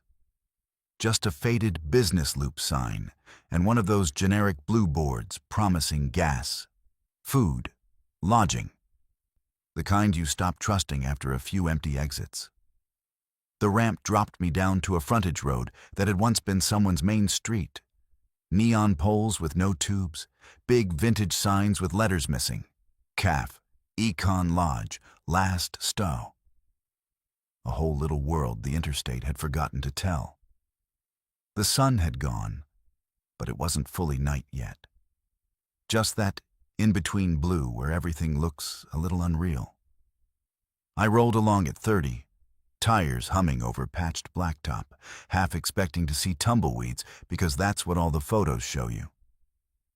Instead, it was just empty. Storefronts with paper over the windows, gas pumps wrapped in yellow tape, a big skeletal pole where a motel sign must have hung once, the metal ribs still spelling out some old promise if you squinted. That's when I saw the vacancy sign. It was on the right, a little way down from an abandoned station. A classic roadside neon box, red letters over the word motel. Only the word itself was dark. The only thing still lit was a smaller rectangle below it. Vacancy, burning a steady, almost gentle red. No flicker, no half-dead tubes. Just a clean, inviting glow in a row of otherwise dead lights. For some reason, that bothered me more than if the whole sign had been blazing. It was like a single eye still open in a sleeping face. The building behind it looked fine. Not new, but not gutted either. A single-story strip of rooms with doors all in a line, the paint on the walls faded but not peeling. A little office at one end with a glass door and a lit open sign in red script. Not neon, one of those cheap LED ones, but it was on. In the parking lot, an old sedan sat under one of the security lights, the kind of generic dark car that could have been 10 or 20 years old. No plates I could see from the road. I told myself I'd been on the road too long to be picky. A room was a room. It was late enough that chain motels would be more expensive, and there was something romantic, in a stupid way, about staying in a real Route 66 motor court before they all turned into dust and history blurbs. So I turned in. You know when your tires leave smooth asphalt and hit a surface that's been patched 1,000 times? That lumpy, uneven thrum? That's what the lot felt like. My headlights swept over the row of doors, room numbers in metal plaques, curtains drawn tight. No movement, no silhouettes. No TV flickers sneaking around the edges of the shades. Just stillness. Like the building was holding its breath. The office lit up as I pulled past, the interior bright and oddly yellow. I parked in front of it and killed the engine. For a moment, the silence rang. The interstate was close, maybe a quarter-mile off, but I couldn't hear it at all. No distant white noise of tires, no low growl of 18-wheelers. Just the tick of my cooling engine and a faint wind moving through some dry grass behind the building. Inside the office, it smelled like old paper and something sweet underneath. Maybe air freshener trying to cover dust. A little bell sat on the counter. Behind it, a wall of key hooks, each with a brass key fob hanging, perfectly spaced. No computer. Just an old ledger book open to a blank page, a pen resting at an angle like someone had just set it down. No one at the desk. "Hello?" I called, because you do. My voice came back to me a fraction of a second later, thinner, like it had already traveled too far. I rang the bell. The sound was small and painfully clear. Somewhere in a back room, something clicked. A door, maybe. Footsteps? I couldn't tell. But a figure did not appear. As I waited, I found myself staring at the row of keys. Every fob had a number stamped into it, 1 through 18. All of them hung there. None missing, none shifted so much as a fraction of an inch, like no one had taken a key off that board in a very long time. A fly buzzed somewhere in the ceiling light, but I didn't see it. The hum of electricity felt louder than it should have. I almost backed out then. Told myself I'd just go find a franchise place by the interstate with key cards and lobby coffee. I turned to leave and froze. Outside the office window, just beyond the glass, the parking lot didn't look like the one I'd pulled into. My car was there in the foreground, sure. Same make, same color. But behind it, under that lone security light, the sedan I'd noticed from the road had multiplied. 2 more cars sat in a staggered row. One was an old station wagon, boxy and sun-faded. The other looked like something from the 90s, low and long, dusty. All of them parked nose into the room doors. None of them had been there 30 seconds before. I stared, heart thudding. Nothing about them suggested movement. No brake lights, no exhaust. They just looked placed, as if they'd rolled in on nights decades apart and never rolled out again. The bell on the counter chimed on its own. I whipped back around. It still sat where I'd left it, perfectly centered. No one behind it. No rustle of movement, no back-of-house door easing closed. Just that soft ring hanging in the air, like something had struck it a moment ago. "Look," I said, and my voice cracked in the middle, embarrassing in a way that felt strangely loud. "I just need a room for the night. Cash is fine." I dug in my pocket and laid a couple of bills on the counter without thinking about it, just wanting to prove, to myself as much as anyone, that I was real, anchored. The bills looked wrong in the yellow light. Not counterfeit wrong, just out of place, too crisp against the age of everything else. That was when the phone rang. An old beige desk phone sat half hidden under some brochures. It exploded into sound, shrill, the kind of ring you don't really hear anymore except in movies. I jumped so hard my elbow banged the ledger. The caller ID window was dead. No glow, no text, just a black rectangle. The phone kept ringing, over and over, like it had been waiting a very long time and would not be ignored. You ever answer something you know you shouldn't, just to make it stop? My hand moved before my brain caught up. I lifted the receiver to my ear. For a second there was nothing. No line hiss, no click. Just a thick, flat silence. Then, so softly I almost missed it, a sound like distant traffic came through. Not modern, no high-pitched whine of small engines. A heavier, older rush, like big carbureted cars on a 2-lane. Underneath, the faintest trickle of voices. Laughter. Someone arguing about a map. A kid yelling that they were hungry. "Front desk," I said, because I couldn't think of anything else. The voices on the other end stopped. The traffic sound didn't. It grew louder, washing in my ear like ocean surf. For a heartbeat, I was sure I could smell gasoline and hot asphalt, feel sun on my face instead of the dim office lamp. Then, cutting clean through the noise, a single voice spoke. It was hard to place. Genderless almost, dusty with age or distance. "Checking out," it said. The line went dead. I realized my hand was shaking so badly the receiver knocked against the cradle when I set it down. The room felt tighter, like the walls had shifted an inch closer while I was listening. When I looked back at the window, more cars had appeared. An old pickup with a camper shell, a compact with a rusted roof, a minivan with one of those stick-figure family decals on the back. The air outside them looked smudged, like heat haze. But the night was cool. None of the door handles moved. None of the windows were fogged from breath.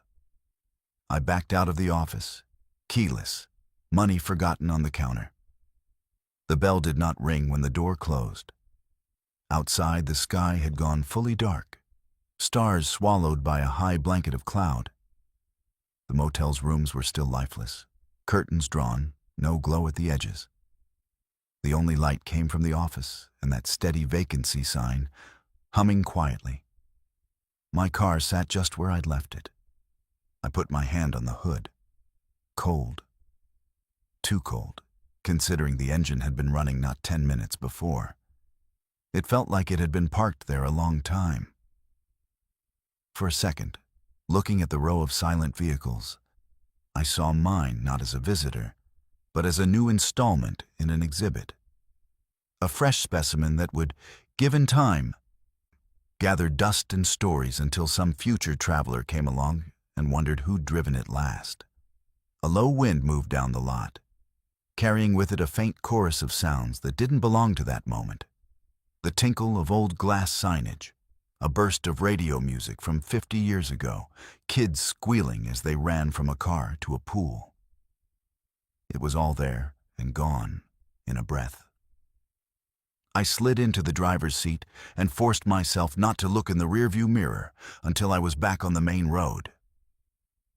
When I did finally glance up, I caught one last glimpse of the motel in the distance. In the mirror, the building looked older, sagging, roofline uneven.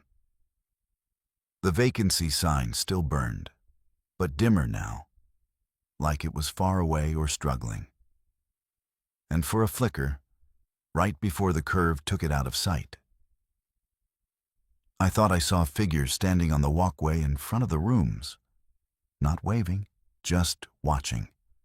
Lines of pale faces behind the rail, like people waiting to see if I'd make the same choice they did.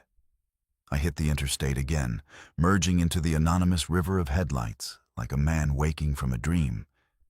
The exit number ticked by behind me. The blue services sign for that town listed gas and food, but no lodging. The next big chain motel I stopped at? The clerk asked where I'd driven in from. I gave the town name. She frowned at the computer. "We don't have any listed properties there," she said. "Hasn't been a motel in that exit area since, I don't know, the 80s? They all closed when the new bypass went in." I went back later, in daylight, just to prove I hadn't completely lost it. Same frontage road, same dead gas station, same skeletal sign pole. But where the motel had been, where I remember turning in, there was nothing but a cracked concrete slab and waist-high weeds, an old driveway half swallowed by dirt. No office, no rooms, no vacancy. Maybe that's all this is. A tired driver's brain stitching together nostalgia and empty space into something haunting. Or maybe there are places along the old mother road where time still knots, where all those family vacations and lonely overnights and one-way trips bleed together and refuse to fade. If you ever decide to leave the interstate at night and chase a bit of history down some broken stretch of 66, watch for the one sign that's still lit when everything else is dark. If the only word glowing is vacancy and the lot is a little too full of cars that don't seem to belong to this year, keep driving. Some motels on that road will give you a bed and a story. Others feel more like the last line on a ledger that's been waiting a very, very long time for you to check in. If you're a parent, there's a special kind of dread you carry that nobody warns you about. It's not monsters under the bed or strangers at the park. It's that tiny, razor-sharp thought. What if, just once, you fail to show up when your kid is counting on you? That's where this started for me. On the outer loop around the city, alone in the car, halfway between daycare and home, with the realization slowly crawling up my spine that the child in the car seat behind me was not my son. It was one of those rainy evenings on the Beltway, where the sky turns the same color as the pavement and everything smears. Headlights, tail lights, wiper streaks. I was on autopilot, like every other commuter around I-285 does, sucked into that endless stream of brake lights and lane changes. You know how it is. Work ran long, daycare was closing. I'd grabbed my boy, strapped him into the back, and merged straight into the perimeter. The car was filled with the usual mess: juice box straw wrappers, stray cracker crumbs, a cartoon song humming low from his tablet. Normal, comforting. Except he was quiet. If you have a kid, you know their silence better than their voice. My son usually narrates everything: cars, clouds, the color of the trucks passing us. That night, nothing. Just the hiss of the tires on wet concrete and the squeak thump of the wipers. At first, I was grateful. Long day, no energy for 1,000 questions. But the longer the quiet stretched, the more wrong it felt. At one point, traffic slowed to a crawl near an interchange. Construction, I think, one of those spaghetti tangles of lanes and barrels Atlanta seems to love. Red brake lights glowed hot on the wet road. We inched forward. I glanced into the rear view, more out of habit than concern, expecting to see his little head lolling to the side, mouth open in sleep. Instead, I met a pair of eyes looking straight back at me that did not belong to my child. It wasn't a horror movie shock. No blood, no fangs. Just wrong. The face was almost his. Close enough that my brain tried to slot it into the familiar template. Same hair color, same round cheeks, same tiny nose. But the eyes were too focused, too sharp, like they belonged to someone much older who knew exactly what they were seeing. My son's eyes wander, get distracted. These didn't. They were studying me, patient and unblinking. My hands tightened on the wheel hard enough that my knuckles popped. For a heartbeat, I convinced myself I was seeing a reflection, some weird angle of my own face mixed with a car behind us. I blinked, quick, and looked again. The child, my child, was still staring, head tilted just enough that it didn't match any posture I'd seen him hold. There was no tablet in his hands. His fingers were folded neatly in his lap. "You okay back there, buddy?" I forced out, trying to keep my voice light. Silence. Then, after a moment, a voice replied. It was high, but not in the way I knew. The cadence was off. The words came out too carefully, like someone trying on a language. "Do you remember when this road was 2 lanes?" The hair on my arms stood up. That is not the kind of thing a 4-year-old asks in rush hour traffic. My mouth went dry. Outside, horns started to bleat in that impatient chorus people get when they've accepted they're not moving and want everyone else to share their misery. Inside, the air felt suddenly thin. "What did you say?" I asked, because sanity clings to questions. Those not quite right eyes blinked once, slowly. "Before they widened it," he said. "Before all this." He glanced out the window as if at something beyond the rain and taillights. It was quieter. I told myself he was parroting something. Maybe a phrase he'd heard on the radio. Maybe something a teacher had said. But my brain couldn't find the memory. Every second I spent looking at him in the mirror was another second not watching the mess of lane shifts and sudden stops around us. So I tore my eyes back to the road and swallowed hard. That's when my phone buzzed in the center console. I hit the speaker button automatically. It was my wife. Her voice came through thin and frayed. "Where are you?" "On the loop," I said, trying to sound normal. "Halfway home." "Why?" There was a pause long enough for my stomach to knot. "Daycare just called," she said. "They close in 10 minutes. They said you haven't picked him up." For a moment, the world went muffled, like someone had put cotton in my ears. The traffic sound, the wipers, the low hum of the engine, all of it backed away. "What?" I managed. He's in the car. I'm looking at him. Don't joke." "I'm not joking." Her voice was rising now, that sharp edge of controlled panic. "They're standing there with him right now. He's upset. Where are you?"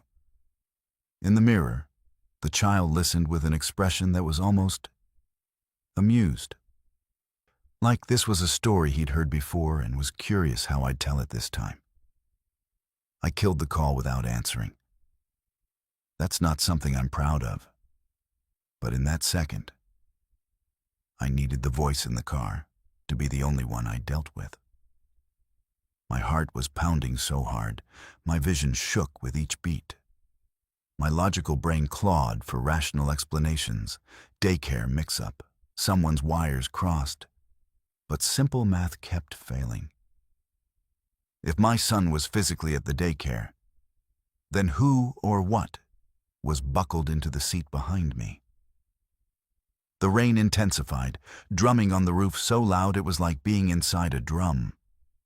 The beltway around us was a river of light and noise, exits flying by, none of them in a place I felt safe to pull over. Concrete barriers boxed us in. Construction barrels loomed.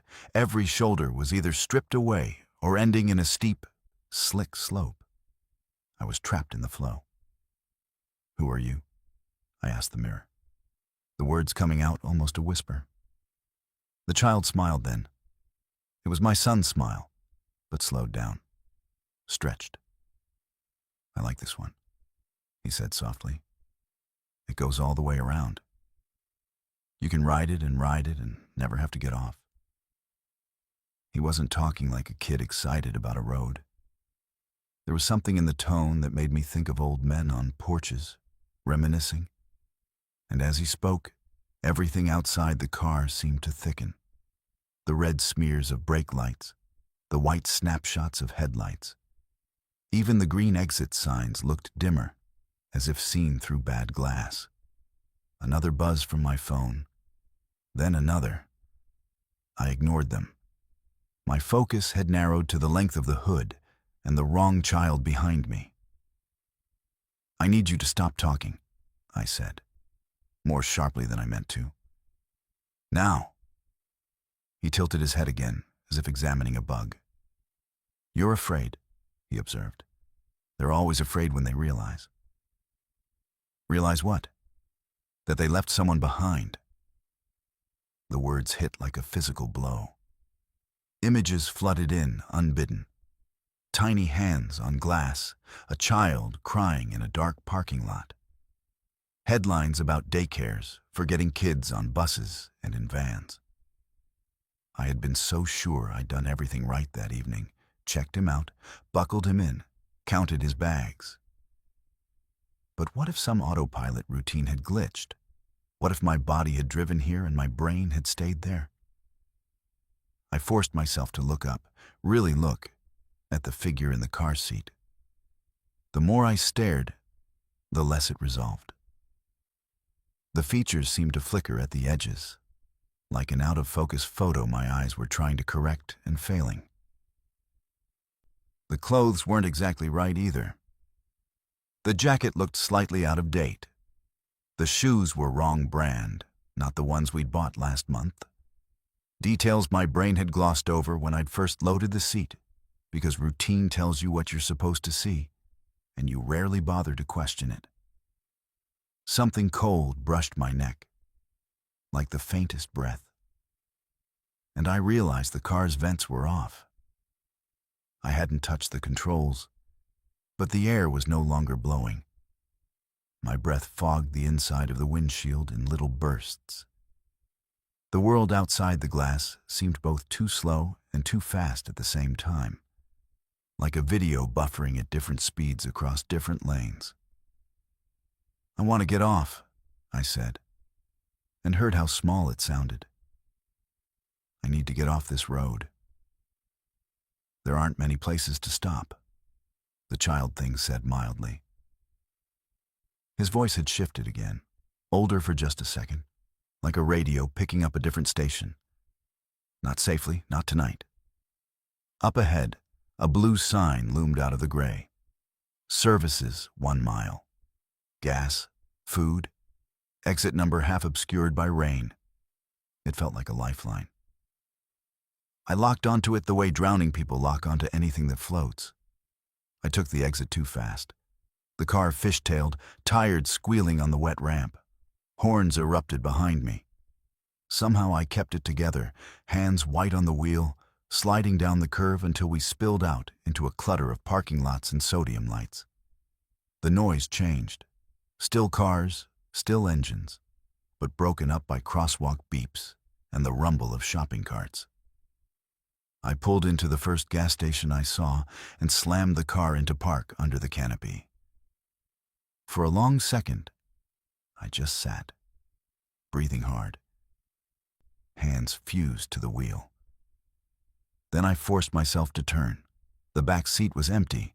No car seat, no straps, no abandoned tablet, no kicked-off shoes, no crumpled jacket. Just the impression in the fabric where the seat had been installed for years, now bare. My heart stuttered. I actually opened the rear door, hoping to find that I had somehow still buckled it in, that the angle from the front had hidden it, that there would be some mundane explanation for how my brain had folded time in on itself. Nothing. My phone, which I had forgotten in the chaos, chimed another notification. Hands shaking, I checked it. Missed calls, a string of texts from my wife. Answer me. Are you okay? Daycare called again. They say he's fine, but you're not there. Police are on their way to check on you. I called her. When she picked up, I could hear our son crying in the background, that specific, high-pitched sob kids get when they're exhausted and confused. It was the most beautiful, awful sound I'd ever heard. I'm at a gas station, I said. Something's wrong. I'm coming back now. Don't let them close. Don't let him out of your sight. She didn't ask what I meant. Later, she would. That night, all that mattered was that I turned the car around and fought my way back through the weaving ramps and angry traffic to the daycare, where my son flung himself into my arms and wrapped his sticky hands around my neck like they'd never let go. He was wearing the jacket I remembered, the shoes I remembered. He smelled like crayons and kid sweat and peanut butter. When I buckled him into his car seat, his actual car seat this time, I checked and rechecked each strap, each clip, until he giggled and told me to stop. On the drive home, I refused to take the Beltway.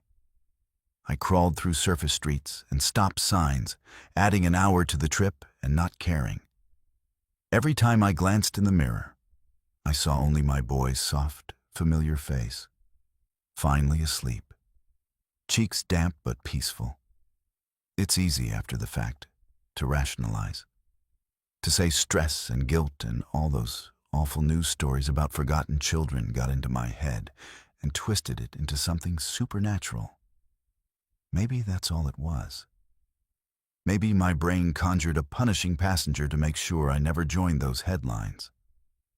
But here's the part I don't tell many people. A few weeks later, stuck in traffic on the perimeter again, I saw a car in the next lane over. Same make as mine. Same color. A woman at the wheel, jaw clenched, eyes forward. In her back seat, a child in a booster. I only caught a glimpse, a flicker between wiper swipes and spray. But the kid's face, wrong in some small way I couldn't name, was turned toward me, eyes too still, smile too slow. As the car edged ahead, the child lifted one finger and tapped it gently against the glass. Once, like a quiet knock. Then they were gone into the river of red lights. So if you ever find yourself circling one of those big beltways at night, Atlanta, Columbus, anywhere the interstate wraps around a city like a noose, and your kid is just a little too quiet in the back, do one thing for me. Call the daycare. Call home. Make absolutely certain of where your child really is before you trust the reflection in the rear view. Because there are some passengers out there who seem very eager to take that seat. And they know every on-ramp and exit on the loop by heart. If you've ever driven alone long enough, you know there's a point where the road stops feeling like a way to get somewhere and starts feeling like a place that exists only to keep you from arriving. That's where this happened to me. On a desert highway in Nevada, with the gas gauge dropping, the mile markers counting down, and the sick realization creeping in that no matter how far I drove, I wasn't getting any closer to town. For this one, imagine you're not hearing a story secondhand. Imagine you're in the driver's seat with your own hands on the wheel, watching the same numbers pass again and again. I'd cut south off I-80 late, chasing a shortcut that looked smart on the map. The plan was simple. Cross a stretch of US 50, the loneliest road in America. Then drop down a state route that would cut a good hour off my trip. Locals will tell you about that emptiness with a kind of pride. Hundreds of miles of desert, a few tiny towns, big basins between jagged ranges. It sounds romantic when you're talking about it in a bar. At midnight, with no one in front of you and no one in the rear view. It feels less like freedom and more like being the last person alive. By the time the shortcut peeled away from 50, it was full night. No moon. The sky was a vast, dark dome, punched with more stars than any city person really deserves to see. My headlights carved out a tunnel ahead. Pale asphalt, white edge lines, the occasional reflective post. Beyond that, there was nothing but sagebrush and the suggestion of low hills. No farmhouses, no distant glows, just black. A green sign flashed by on the right. Next services, 72 miles. I checked my fuel. A little under half a tank. Enough if I didn't do anything stupid. I told myself I was fine, that the silence in my chest was calm, not the early tightness of anxiety. The road settled into a rhythm. Long, straight stretches broken by gentle dips where dry washes crossed underneath and the asphalt rose over low passes. Then the mile markers started. If you don't pay attention to them, they're just background noise. Little green posts with white numbers ticking off distance from one end of the highway to another. That night, I noticed them because they were all I had to measure progress. The first one I really registered said 23. A mile later, 22. Another mile. 21. Each one a small reassurance that I was eating distance, closing in on the next town, whose name I'd already forgotten. The desert at night is a sound more than a sight. A low, constant hiss of tires on dry pavement, an occasional tick as a pebble kicks up under the chassis, the faint shushing of wind over open ground. After a while, your brain starts to fill in the silence with its own noise. Old songs, half-remembered conversations. I don't know how long I drifted like that before the first wrongness slid in, slippery and small. Mile marker 19. I remember it because of the way the number caught my eye, the clean shape of the 9 in the beam. I drove past it, watched it slide into darkness in the side mirror, and felt a tiny, stupid triumph. 19 miles closer. I glanced at the dash clock. 1:07 a.m. A few minutes later, 5, maybe less, I saw another marker up ahead. Same size, same shape, standing sentinel at the edge of the right shoulder. As it came into range, The number flashed white. 19. I frowned. Told myself I'd misread the last one. Maybe it had been 20, not 19. Easy to mistake at highway speed. The desert doesn't give you much parallax. Everything out there looks the same distance away. I told myself not to obsess about it. But when the next one appeared, I found myself leaning forward anyway. 18. Relief? Progress? Of course. Maybe that first 19 had just stuck in my head and made the second feel like an echo. I checked the fuel again. Just under a quarter now. The needle seemed to be moving faster than the numbers on the posts. My fingers drummed the wheel, restless. The night felt thicker, like the darkness clung a little closer to the glass. The road rolled over a low rise, dipped into a wide, shallow basin. The stars smudged at the horizon where cooler air pooled. I watched the glow of my own headlights bounce gently over the imperfections in the pavement. Somewhere out there, I knew, were the remains of the old emigrant trails. Places like the 40-mile desert where wagon trains left bones scattered along routes that maps now draw as thin, confident lines. People used to die out here from misjudging distances, miscounting miles. That thought sat uneasily in the back of my mind. Another reflective rectangle appeared ahead. I slowed a little without realizing it, squinting. 19. This time, there was no way to pretend I'd mistaken it. The 1, the 9, clear as anything. I passed it, looked in the mirror, saw it retreating behind me, the white numerals briefly framed in my red taillights before they vanished. My heart thumped once, hard. I reached for rational answers the way you reach for the dash in a skid.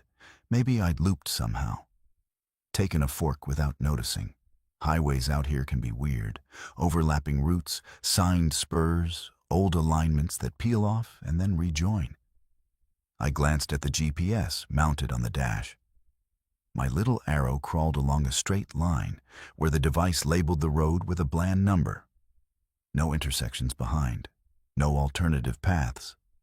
Just one lonely route pressing east. The clock said 1:22. Desert's messing with you, I muttered aloud. Sometimes saying it helps. Names the ghost, knocks it down to size. I told myself it was a prank, maybe. Someone swapping marker plates for a laugh. Or that Nevada DOT had some weird reason to reuse numbers on different segments. They do strange things with mileposts out here. Half-mile designations, fractional plates for bridges. I clung to that. Then the gas light came on. That soft, amber icon might as well have been a gunshot. My stomach dropped.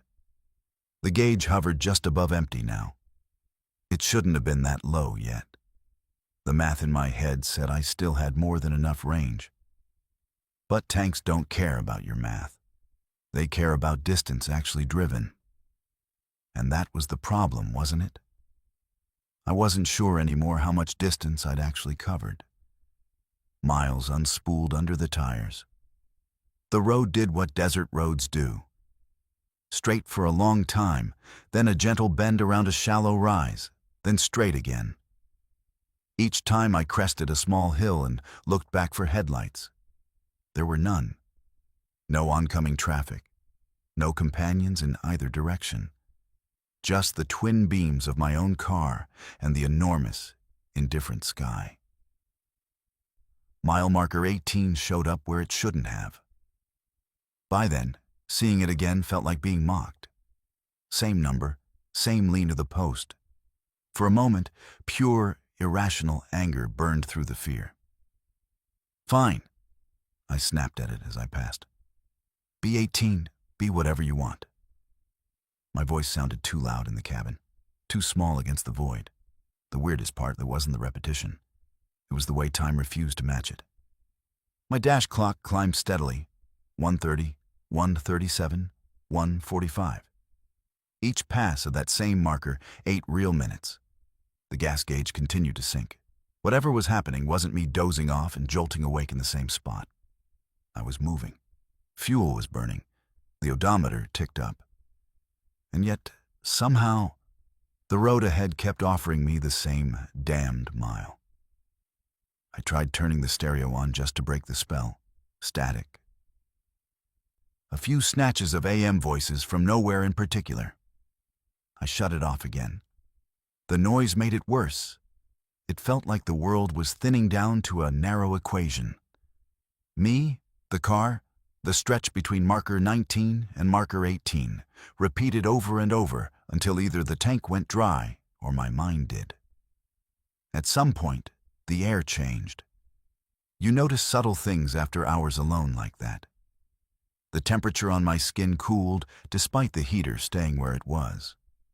The smell through the vents shifted from hot dust to something cleaner, almost metallic, like the air before a storm, even though the sky above was brutally clear. The stars at the horizon seemed to bunch together, warping slightly, as if the curvature of the earth had flexed. The next sign I saw was not a mile marker. It was green, bigger, the kind that lists towns and distances. I remember the names, though I won't repeat them here. 3 places, all east of where I'd turned off. The mileage under each was wrong. Too big. According to that sign, I was further from my destination than when I'd left the main highway. That's not possible, I whispered. But the road doesn't deal in what's possible. It only deals in where you are. The fuel light began to blink now, a polite, insistent metronome of doom. There was no shoulder worth pulling onto, just a narrow strip of gravel and then soft sand that could swallow a car to its axles. I pictured myself stranded out there, hood up, phone dead, the desert's cold sinking in after the engine went quiet. People vanish like that in Nevada every year. Cars found abandoned, footprints leading a little way into the brush, then gone. They call in search and rescue, and sometimes they find bones months later. Sometimes they don't. That's when the idea finally formed, slow and heavy. Maybe the only way out was to break the pattern. I'd been obediently following the lane, trusting the rules of the road even as they betrayed me. What if this little pocket of nowhere, this loop of 18 to 19, only existed as long as I stayed inside the lines? The thought was stupid, dangerous, magical thinking. It was also the only thought that felt new after an hour of circling the same invisible drain. So I did the one thing you are absolutely not supposed to do in a place like that. I stopped. Not a gentle coast, a full tire-screeching stand on the brake in the middle of the lane. The car lurched, ABS chattering, seatbelt biting into my chest. For a second, I braced for impact from behind that never came. Of course it didn't. There was no one else out there. I put the car in park, turned on the hazards. The red blinkers lit up the sagebrush in jerky pulses. My breath came fast and shallow. My hands shook on the wheel. I sat there, listening. The desert has a sound when you're moving. When you're not, it has another. A deep, almost inaudible hum, like the world's own blood in your ears. In that hum, I thought I could hear a pattern, not words exactly. More like the rise and fall of something counting, measuring, ticking off units of what? Cars? People? Mile markers? I don't know how long I stayed like that. A minute, 10. Time inside the car felt as unreliable as distance outside it. Eventually, the gaslight gave a petulant blink and went solid again, reminding me that my little protest had a firm deadline. I took one more breath that felt like it scraped my lungs and put the car back in drive. Okay, I said to nothing. Okay, let's try this again. I eased forward. But this time, when the faint shape of the next milepost emerged from the darkness, I didn't look away. I watched it approach, every foot of its journey into the beams. White numbers on green, crisp and implacable. 17. Not 18, not 19, 17. The rush of relief was so sharp it hurt. I laughed once, a wild, broken sound. The fuel light stayed on, but I was finally, undeniably shaving miles off the distance to whatever passed for safety. My GPS blinked, screen flickering, then reluctantly updated my position, with a little hop eastward. For the first time in what felt like hours, something in the universe agreed that I had moved. I caught the glow of town long before I reached it, a low, dirty halo on the horizon, a gas station, a couple of sodium lights, maybe a diner. Civilization in miniature. I limped in on fumes, the engine coughing once as I rolled up to the pump. When I stepped out, my legs didn't feel like they belonged to me. The air was bitingly cold, but it was ordinary cold now. Not that strange, breathless chill of the loop. Inside, the only person on duty was a kid in his 20s, half watching something on his phone behind the counter. I filled the tank to the brim, more money than I meant to spend, and went in to pay. As he rang me up, I asked, as casually as I could, if the mile markers out on that state route ever got messed with. He shrugged. They move 'em sometimes when they straighten the road or remeasure, he said. Folks say the miles out there don't feel right anyway. Everything's farther than it looks. He slid me the receipt. You coming from 50?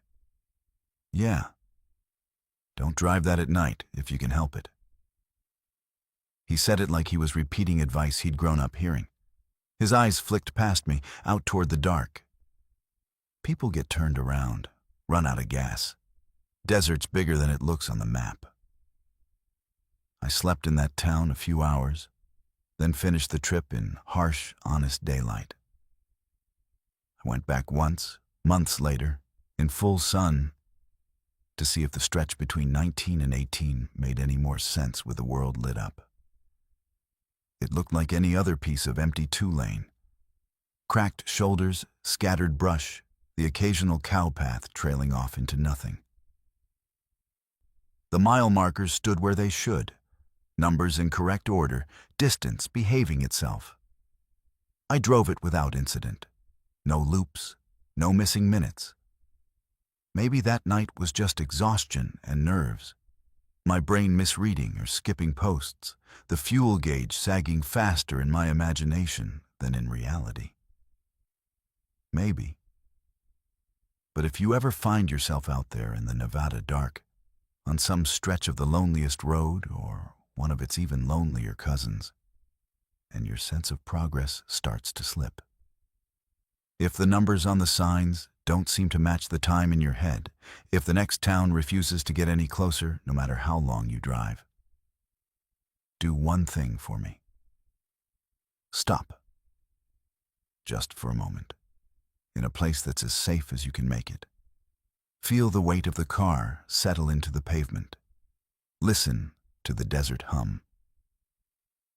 Let the road know you're not afraid to get off its conveyor belt, even briefly. Then, when you're sure of which direction your heart is beating, pick a point on the horizon that isn't a mile marker and drive toward that instead.